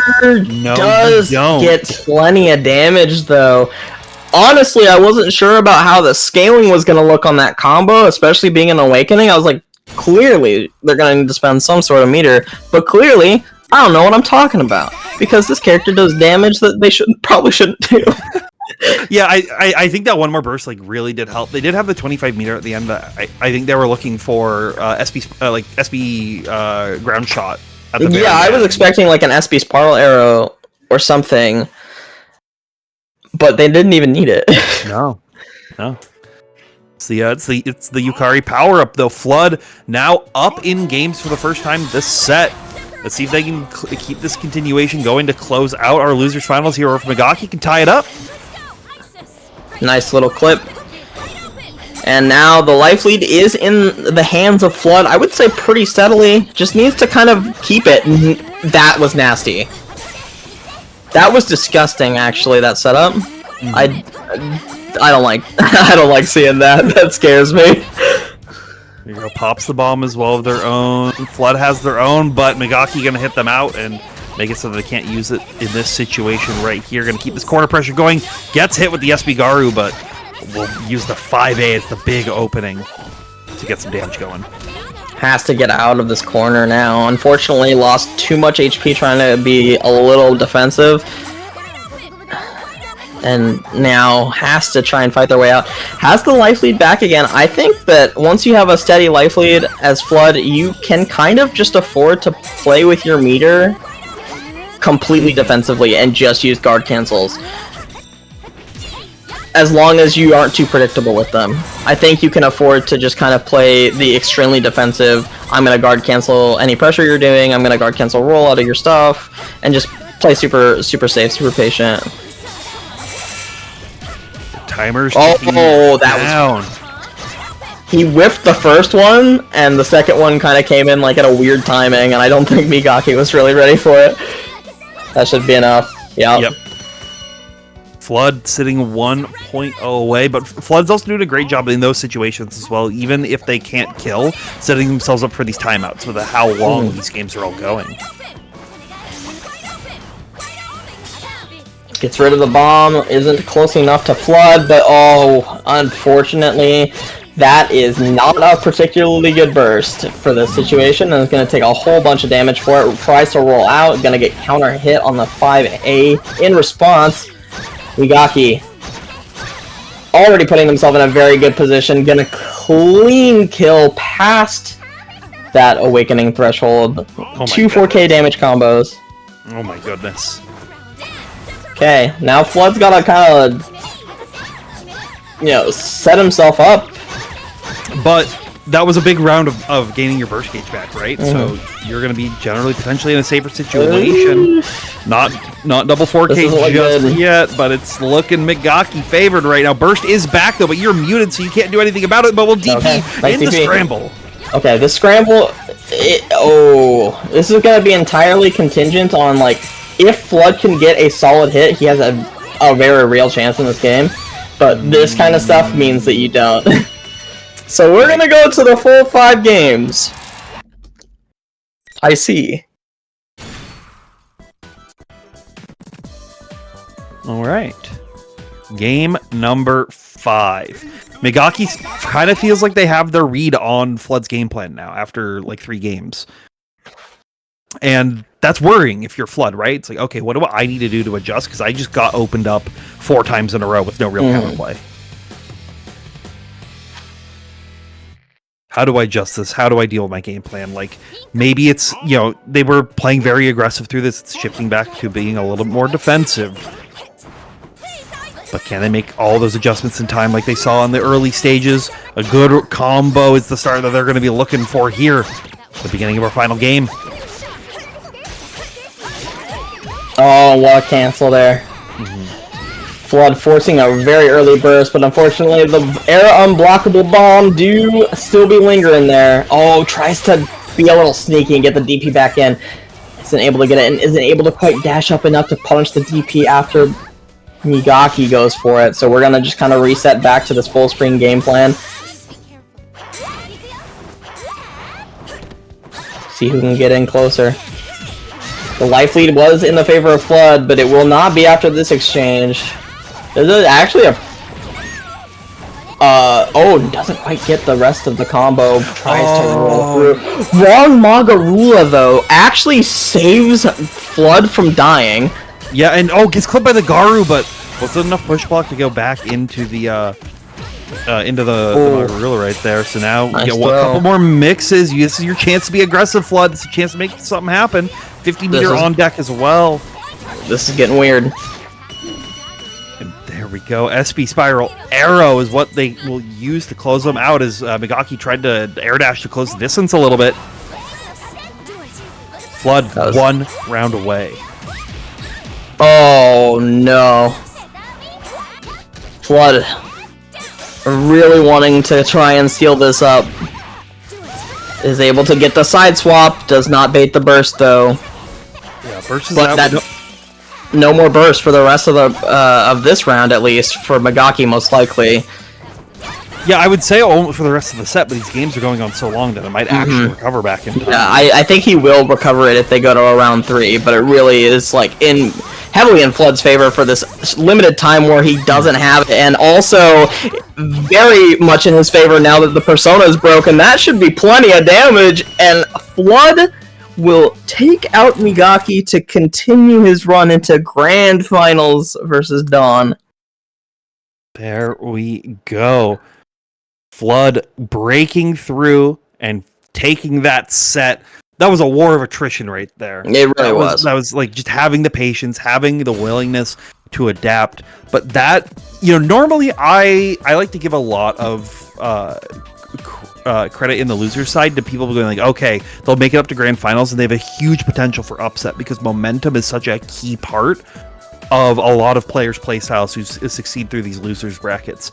However, with how much work that you had to put in that set and how much work that Flood has had to like get through to get to this point, as we see our top 8 now as it's progressed through, like I don't know, like I'd be tired after that set. I'd need the mental reset to try to be able to get through Dawn, who beat you 3-1 the last time you played in this tournament.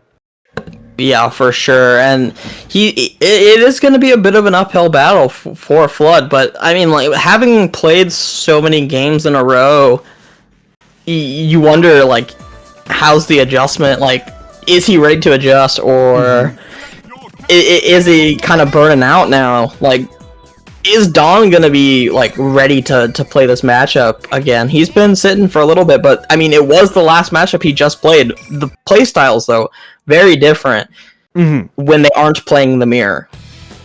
Yes. So we will have to see, can Flood use the long war into their favor here, or is Dawn just going to be able to keep the Teddy aggression going?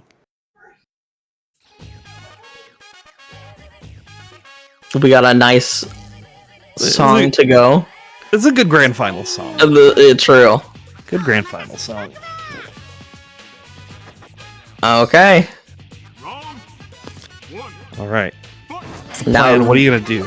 Just both immediately jump into the air and just try to control space in the ways that these characters want to. But Dawn immediately just setting up Teddy Vision and now just trying to find an opportunity to get this item toss going. But it's not gonna happen just yet as Flood keeping this momentum going. Finally found an opening, gets the cross out burst back into the corner to roll right out, and Flood essentially accomplished not a whole lot getting out of that corner. But that DP's not punished, but you will get on that air dash right there with the 2B anti-air coming out clutch from Dawn. A little too far. Oh no. The rocket, it was coming, was able to get out of the way of it, able to remove it from the screen, but negative penalty is like, is a real option here, like something that Flood actually has to worry about. And getting hit with it, not something you want to do when you're already getting mauled. No longer on, but has a huge light deficit to make up here. It's not like Yukari, can't do that, but this is gonna take at least a couple of correct guesses. That's one. Yeah, you have 150 meter on deck for this as well. You actually might not even need it unless Dawn bursts out just like that. Forced. Yeah. Just smart. Try to guarantee these rounds where you can early on. You have less games to win, but get caught with Spiral Arrow, Magarula. Not enough. Yeah, Awakening just alive. Oh, but then he just goes for it, honestly, and I respect it. Yeah, I mean, like, you saw Dawn try to go for anti-air on that, right? Or air-to-air, sorry. Yeah. And I think that's a big key of, like, Dawn's playstyle, and I think why they were able to close a lot of these games early on versus Flood in their previous set.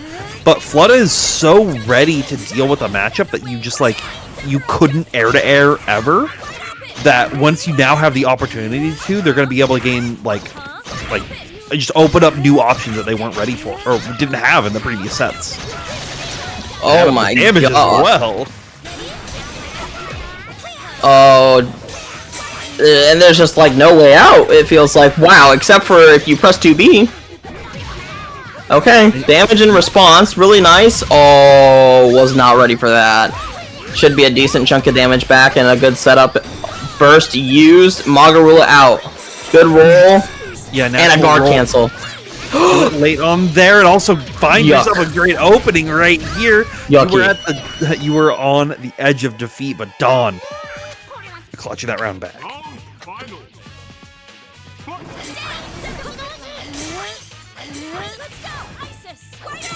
Really trying to get in here.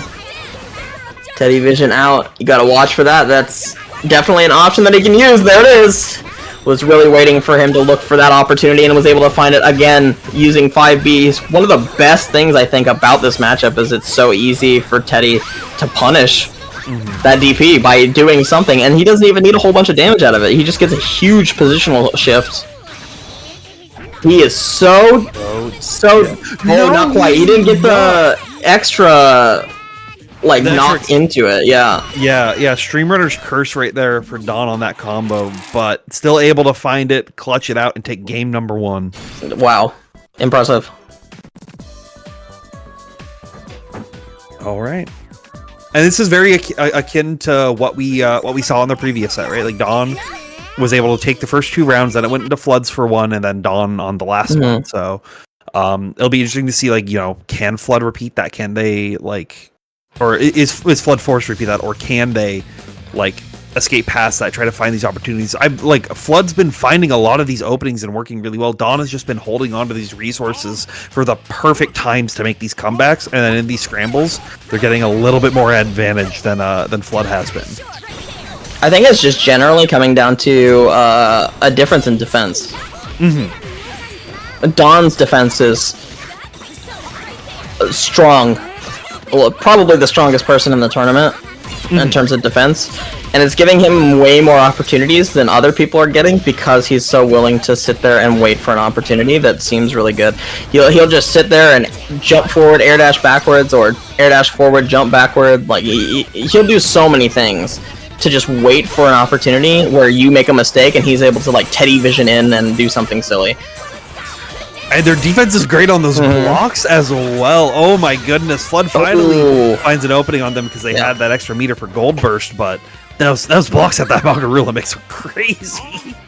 And I mean, the fact that Flood is essentially forced to use his defensive mechanic offensively just to have enough meter to actually pull that off, like, I think you have to think about it like that was only doable because of the Gold Burst. Now he doesn't have access to burst at all, so what is going to happen if he gets in a similar situation? It feels like Dawn would come out ahead in a situation that is completely equalized like that.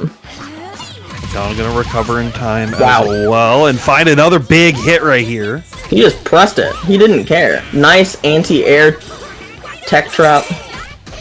Good blocks. And we're gonna guard cancel. Using the defensive mechanics well. Nice counter hit there. Teddy Vision is a definite issue here. Oh, the Ninja! Ninja said hello. Yeah, oh my god, Gold Burst is plus! Burst of your own. He's just gonna eat it. Fair. Yeah. Oh wow, that did enough damage. I thought that wasn't gonna do enough damage to kill him. I think Dawn may have also thought that as well, and that's why they were just willing to eat it after the Gold Burst situation like that.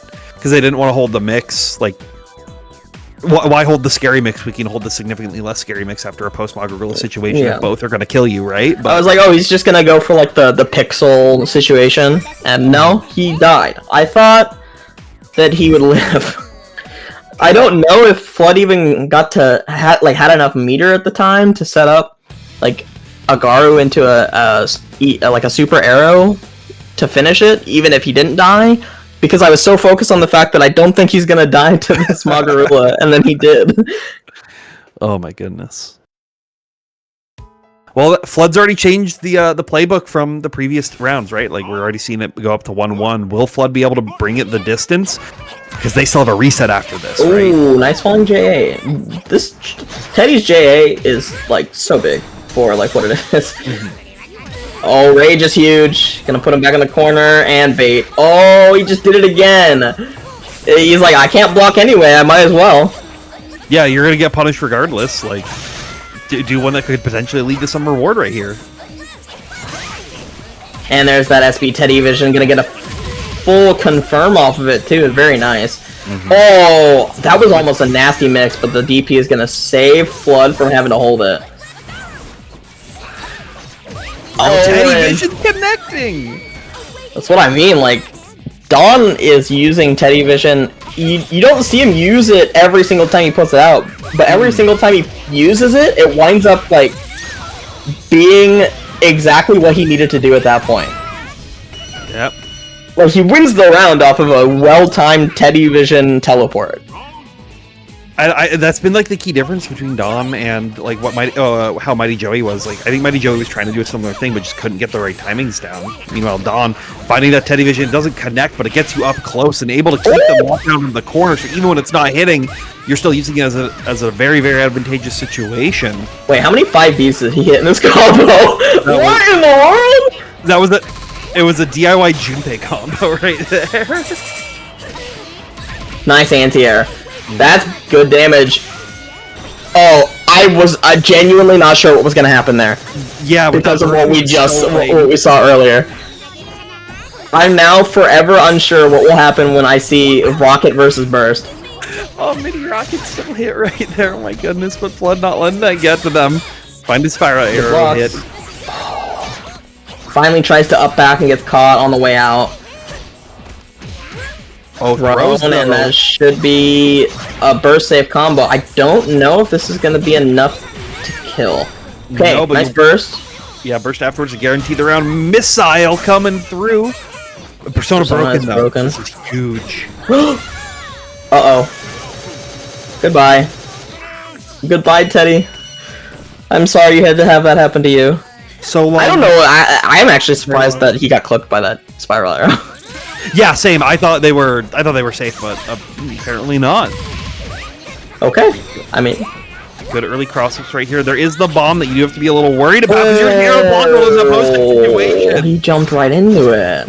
Yeah, you have to like delay tech and risk just getting yellow beated after that. Like the damage off the reset, not dead, but yeah, it feels like you might as well be. You don't have burst yet, so you're gonna have to play extremely safe. You just accidentally fooded yourself. That doesn't feel very good. No. But you get out of it, you stay safe, you have the TV set up, you pick up your own rage if you know that you need a big hit to make this happen. Oh no. Okay, burst. Yeah, but Persona broken off that burst as well. This just feels terrible. Wow. Just can't get in there at all. Yeah. Flood now up 2-1.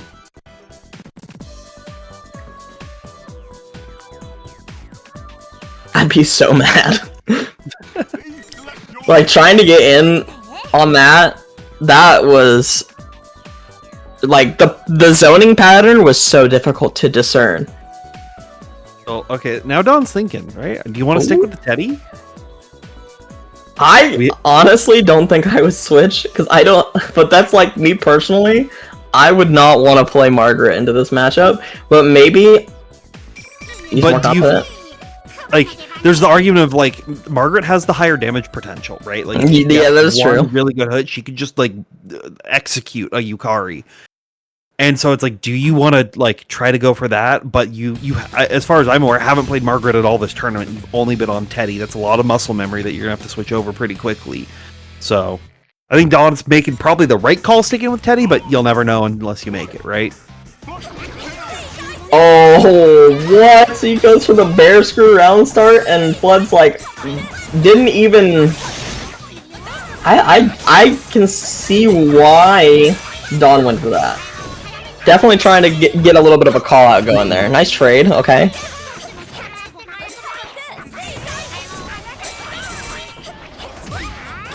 Oh, the fuck. But not counter hit, so no full extension. And that gives Flood a chance to tech out. Now steal this corner as well and get a big damage route. Oh, he got really greedy. He wanted that AoE really badly. That might... Oh no, okay, nice DP. I was gonna say that might cost him a little bit, but the DP was on point. Bear screw out, we're gonna go Nile Hand, and we're gonna get those cards back. I really like Don's use of Nile Hand to wait for his cards to come back. And that though, way more damage than I thought it would. Yeah, that did hella damage. Magarula rolls out of it. Oh, I thought Don was gonna air throw him. I genuinely did. Big 5B counter hit right here, Teddy Vision, but no extension off of it. Ninja Star's coming through, gets Dawn in a rage, so they just have to find that last roll right there to take a round finally. This is a really nicely timed roll. Yeah. I think considering he was in rage and had no chance of blocking that. Where the barrel's at? There's the barrel. No! No extension. The DP connected. Oh, that's crazy. I thought that DP would whiff with that falling height right there, but... Oh, that was gross. That was mean. Yep. It's the soda as well, and the mysterious food Is he X. dead? You might be dead off this, yeah, because you built the 50 meters, so you have to burst out. Magarula rolls out, checks below immediately. They know they've been aggressive after those post-roll situations. You can't get that greedy. Don has shown consistently that he's willing to roll that situation, especially after a burst. So, like, you cannot get too greedy trying to, like, run way up. You're gonna have to kind of sit there and wait, and that might mean you're foregoing a lot of damage for the situation. But sometimes I think you gotta forego a little damage, forego the mix a little bit, and sit and wait and see if he's gonna roll. Because otherwise, you're just never gonna get the mix up anyway.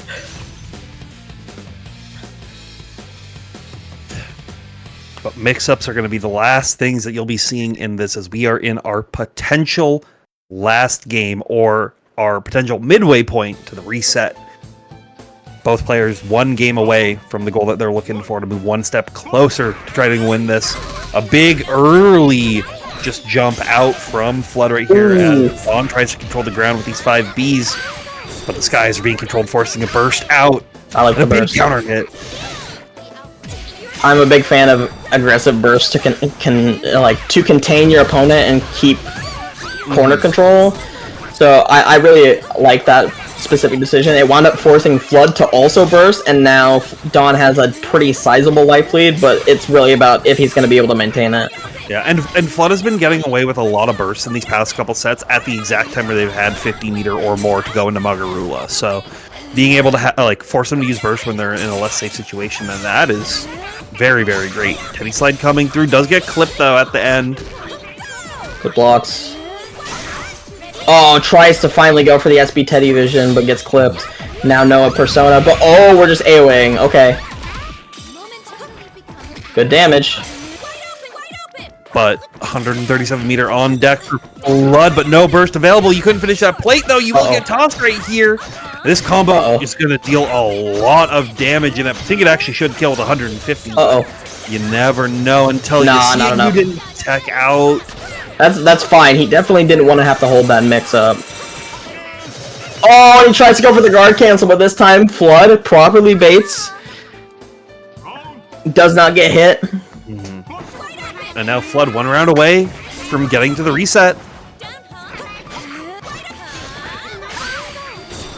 Burst again. Burst back almost for Flood as well. So not super scared of any possible offensive situations that Dawn could finally find. It really comes down to if Dawn could bait the burst. Oh, the crumple! Yeah, this is big. Getting the good corner carry, going to get a lot of damage off this as well. Items coming out to force Yukari to block with a DP. Whoa. Connect. Now it really comes down to, like, when are we going to see... I don't know if it comes down to that. This might just be death. I think this is just death, 100%. Yeah. Double arrow, and that's a reset for Flood. Yeah, Flood been going the distance in these now last 2 games. It's running the full gauntlet here in our grand final situation.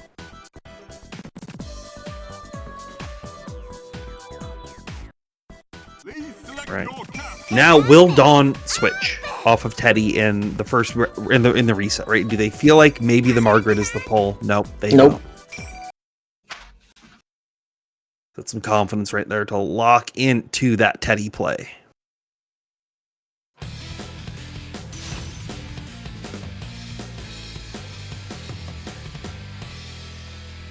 Like I'm trying to think of like what are the like large scale adaptations you can do for these players, but it's not. Every interaction at this point is so minute that like they really have to figure out like what can I do in a specific situation once again to gain the advantage, or like not hesitate on a scramble to have it go into my opponent's favor. I'm surprised Dawn didn't Teddy Vision teleport there, because it was slightly obscured by the smoke cloud, and it would have been really hard to react to. I was waiting for that, but I think Flood was also preemptively waiting for that just by constantly holding up back and just shooting arrows down. Like, you could time it right and maybe, like, find a chance to snipe it off on landing recovery, but it's a little risky to do that versus just playing safe. Burst forced out Magarula, gonna just block it this time. I waited for it this time. He actually did a setup that would catch that roll attempt, so... Already, adaptation from Flood to start baiting these baits. Oh my god, he baited everything. He actually just baited everything. And the kitchen sink as well. Flood taking the first round of our reset. How do you bait? He actually baited every possible defensive option that game. Well, that's what you gotta... Sometimes you have to, like, give up the more consistent pressure if you think your opponent's gonna be aggressive when they're in that... For some people, you know, and what Flood has definitely seen over their sets with Dawn, when Dawn is in a situation where they lose, they tend to go for the riskier options, because, like, I'm probably gonna lose, it might work anyways. Catches the roll this time. Oh, the flash with the DP! That was sick. Doesn't get the full confirm, but still sizable life lead. But has to be careful because Burst is about to be back for Flood now, so even if you have a chance to get out of this, they can immediately Burst Magarula you, and then you're in a very scary situation. Mute coming through, so forces the Alpha counter out. Mysterious Food X coming through, but jumps over it right at the last second. Good blocks. Nice block. No IBs. Oh, hello. Crazy 5B counter hit does connect, but not enough to close out just yet. DE whiffs, but no pickup. Gold Burst comes from Dawn this time to try to keep the round closed. Has 150-meter missile number 1. Oh no. I'm getting shit. Okay, I was getting shades of Mighty Joey. Yeah. that game, that was scaring me. I was really worried. I had nothing to say. I just needed to know what the result was going to be there. Fear's in? Yeah, but the Fear Ender, I think the Fear Ender is not going to be as good in this because Flood is always just getting these air attacks then jumps away to where you can't really like get a big advantage off the Fear. Dawn might need to switch to Poison just to get a little bit of extra damage where they can so that those random last touch situations don't appear as much. Big damage. Setting it up. Jumps out of it as well. Great air throw from downtown. Yeah, forces a burst out. And the patience, just waiting to see what Flood's going to do after that burst situation. Magarula comes through. Oh, the bike! The bike is the goat! Oh, he tried baiting it, but he just waited a little too... He didn't wait quite long enough. Yeah, and then gets opened up with the standard Yukari mix. Has no burst as long as Flood keeps it. Damn. That was close. Is that game 2? That was game 2. Or was that game 1? That was game 2. Oh my god. Wait. No, that was game... I am lost in the sauce. This game is... This is turned around. So quickly. Oh my goodness. It's all these, you know, it's all the Yukari Kenny matches. They're kind of, we're getting to the point where all the hive minds of each of their respective characters are merging together into the perfect being for this matchup specifically. That was game 1. That was a long game. It was a long game 1 right there. So yeah, let's flood up 1-0 in the reset. You gotta forgive us. We just watched 6 games of this, and I'm confused where we're at. We watched 6 games on our 4th round of this. Of this matchup.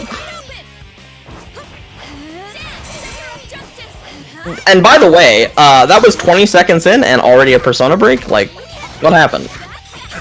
So Dawn has just like been going for a lot of these more aggressive item tosses, right? But with how Flood has been shifting his early game pressure into just like chucking Gars into arrows, right? Sort of more well, it's akin to his like traditional playstyle. But just every time that a TD or an item toss is trying to come out, you're just getting shot out of it for 200 damage and losing a card. Oh, no. No throw connection, and nice 2B there from Dawn. Gonna get some decent damage. That was a decent chunk. 3,300. Knock, knock. We're going to the corner. Should be a decent chunk of damage. Nice. One more. Cancel to bait the burst. That was clean. Was already ready for it. Knows that Flood was looking to try and get something off that. You know, I like the little finger wag. No, you don't get to burst Magarula me today. As he definitely was figuring that's what Flood was going to try and go for, and I definitely can understand that thought process. Good call out. Well, you've been seeing it so much again and again and again that it's like, okay, I gotta start doing these more like hard baits to get them to change so I can try to make my normal game plan work. Big life lead though for Flood in the second round. This is not feeling great. Dawn losing a lot of cards, also now raged, but is able to roll past the airway, gets the low, and we've got a little bit of pressure going on here now. Yeah, Oh, tries to go for the air. Yeah. Tried to check the air attack and didn't quite get the air throw, but still decent chunk of damage. We got the one more burst coming in. Will this be enough damage? I think he's got it. Well, yeah, because you have the 16-ton right here to go in. Oh With my god, that did so much damage. That dealt so much damage. That was a Yukari combo. That was so fast. That was Teddy doing a Yukari combo's amount of damage right there. Oh my god. I wasn't sure if he was going to be able to get it quite back to the corner because of how far he wound up away from the corner after doing the side swap into Rocket the first time, but no, he was able to just barely get it in time. Yeah, it was just like slightly too far out. Or I thought it would be too far out, but that's why he's up there and we're back here. True. That was clean.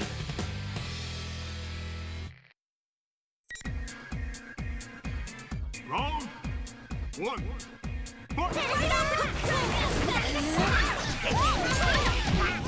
Okay.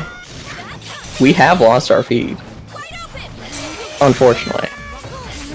But it's okay. I guarantee you the gameplay is exciting. I think Flood is up in the air and shooting arrows down, and Teddy is tossing items.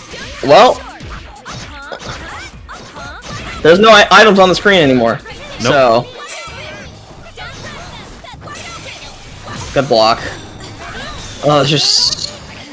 This is such... Okay, that was a really nice thread the needle there from Dawn. Was able to actually get in there. Yep. Didn't bait it that time. Nice roll out. No check this time from Flood. Oh, and he held it. Yeah, gets clipped right at the very end. He's gonna take a grip of damage for it as well with the bomb set in the corner. But a good 2B counter hit. No big confirm. Dawn trying to make something happen. Will use that missile to stay plus with a DP to get out of the situation. Oh my goodness. Everybody's making very quick decisions in these scramble-y situations. Throw. Not gonna get enough. Burst. Dawn kind of going for a lot of hero bursts, but that's gonna connect. Decent damage, but Persona is broken. Doesn't quite matter. He just is able to eke out enough damage without the Persona to take the round. Needed a little bit more. Oh, and the shock. What are you gonna do? You can't jump. Oh, No, he just fights his way out. Yeah, you just gotta play patient. You know, you let the electricity die out a little bit. Let's see. Oh, and Dawn wants out of this corner so badly. He does finally get there, but isn't able to fully confirm. Just gets hit raw by 5A.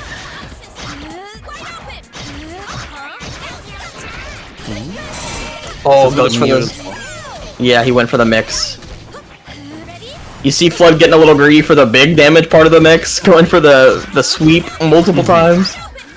But he's still able to seal it up regardless. Round final. Alright. Playing patient once again. Dawn just waiting for Flood to go for something a little bit more aggressive at the close range, but they wanted to stay safe at the full screen, just shooting arrows coming through, forces the burst out. Mysterious Food gets jumped over. Oh no. Whoa!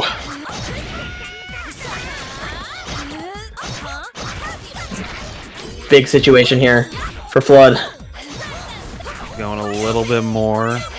He just needs to keep this corner. If he can keep this corner, it winds up being really good for him. Just runs into the 5B though, is able to block the AoA. And that should be enough damage, I think, if he can get to the corner. Yes, he can. Yeah, has 100 meter on deck. No burst will be available. And Will come back.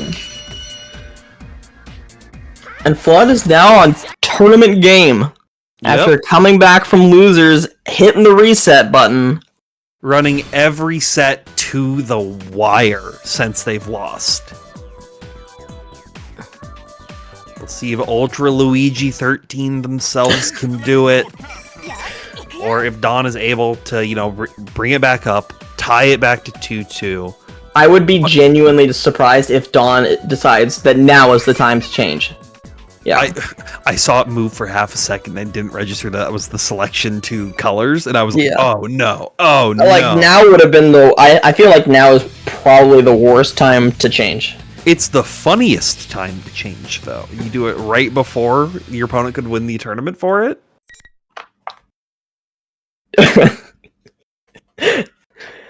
That would be messed.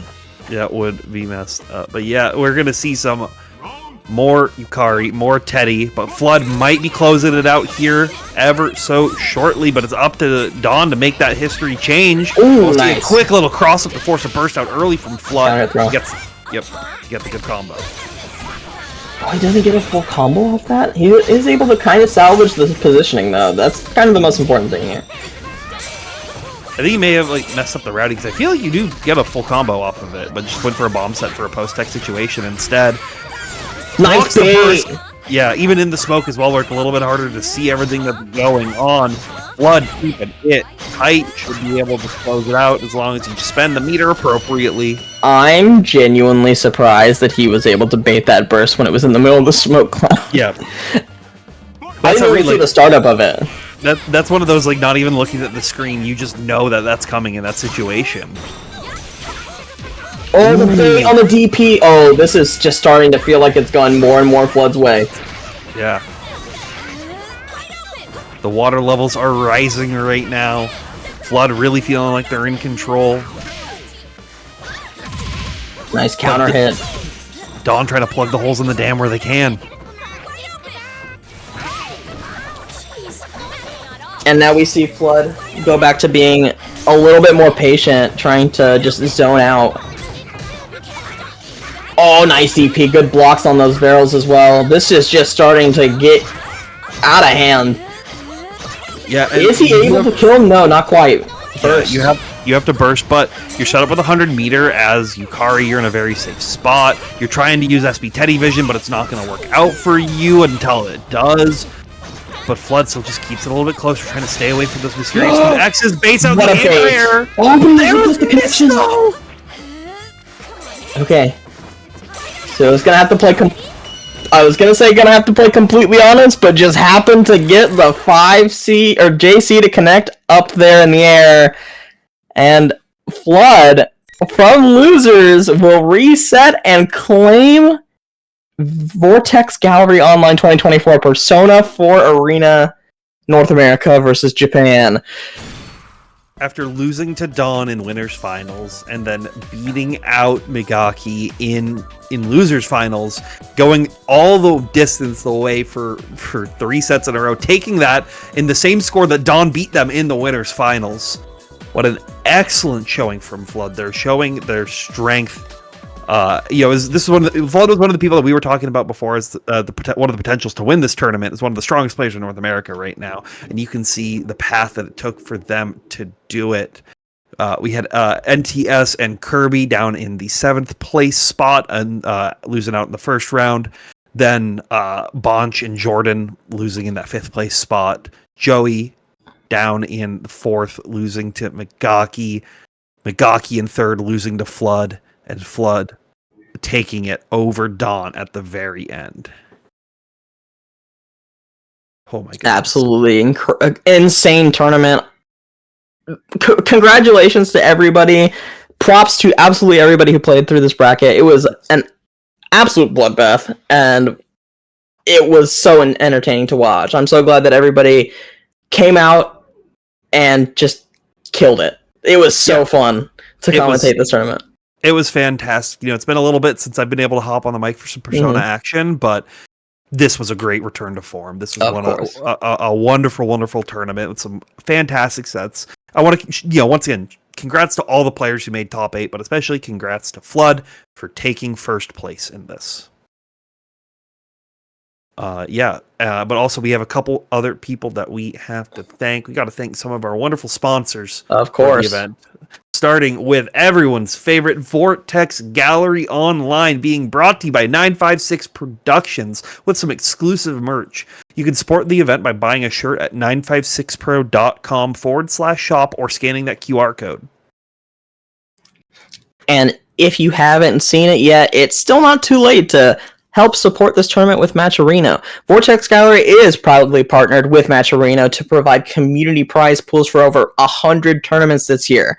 Contribute to the pot of your favorite games today, completely free, by visiting matcherino.com/VGOn24 and use those promo codes. We still have 35 codes left remaining, so make sure you claim all of those. But also make sure that you sign up for all the Vortex Gallery events and for Frosty Faustings. Vortex Gallery returns offline to Frosty Faustings January 23rd through the 26th. Bring your own mix to 4 days of community at Frosty Faustings 17. Stay tuned to the @Frosty Faustings official social media accounts for updates. Also, Persona's there. It's a main game. We don't get many of those. Go sign up. And last, but certainly not least for today, from Kaiten Books, Loner Life in Another World Volume 9 print editions are up for pre-order worldwide. They'll be hitting shelves early next year on January 31st, 2025. The anime adaptation of the series is currently airing as well, so go check that out on High Dive. Follow them on Twitter @Kaiten Books or head over to their website for more information. But once again, thank you all for coming through to this stream. It really, we always love the support for Persona whenever we can get it. This is one of the greatest games that we've got available to play. If this is your first time seeing it, please check out Persona Fight Club, the Discord. It's the main hub where all these people are grinding. Even like some of the Japanese players will come and play there. If you're, live in America and you can connect to them pretty regularly. Make sure that you follow the stream and for all the other Vortex Gallery tournaments that are happening throughout, not only this weekend, but next week they're on a break, and then it's 2 more weekends after that, I believe. So make sure to stay tuned for all of the exciting action that's been going on. Lamb, thank you for sitting on the mic with me again. It's been a minute. Thank you for joining me as well. This was really fun. I had a great time, and I hope everybody had a great time watching all the awesome matches that we were able to commentate for you tonight. It was really fun. Cool. So once again, make sure to follow all the socials where you can support those Matcherinos. And thank you all for coming through. We'll see you next time.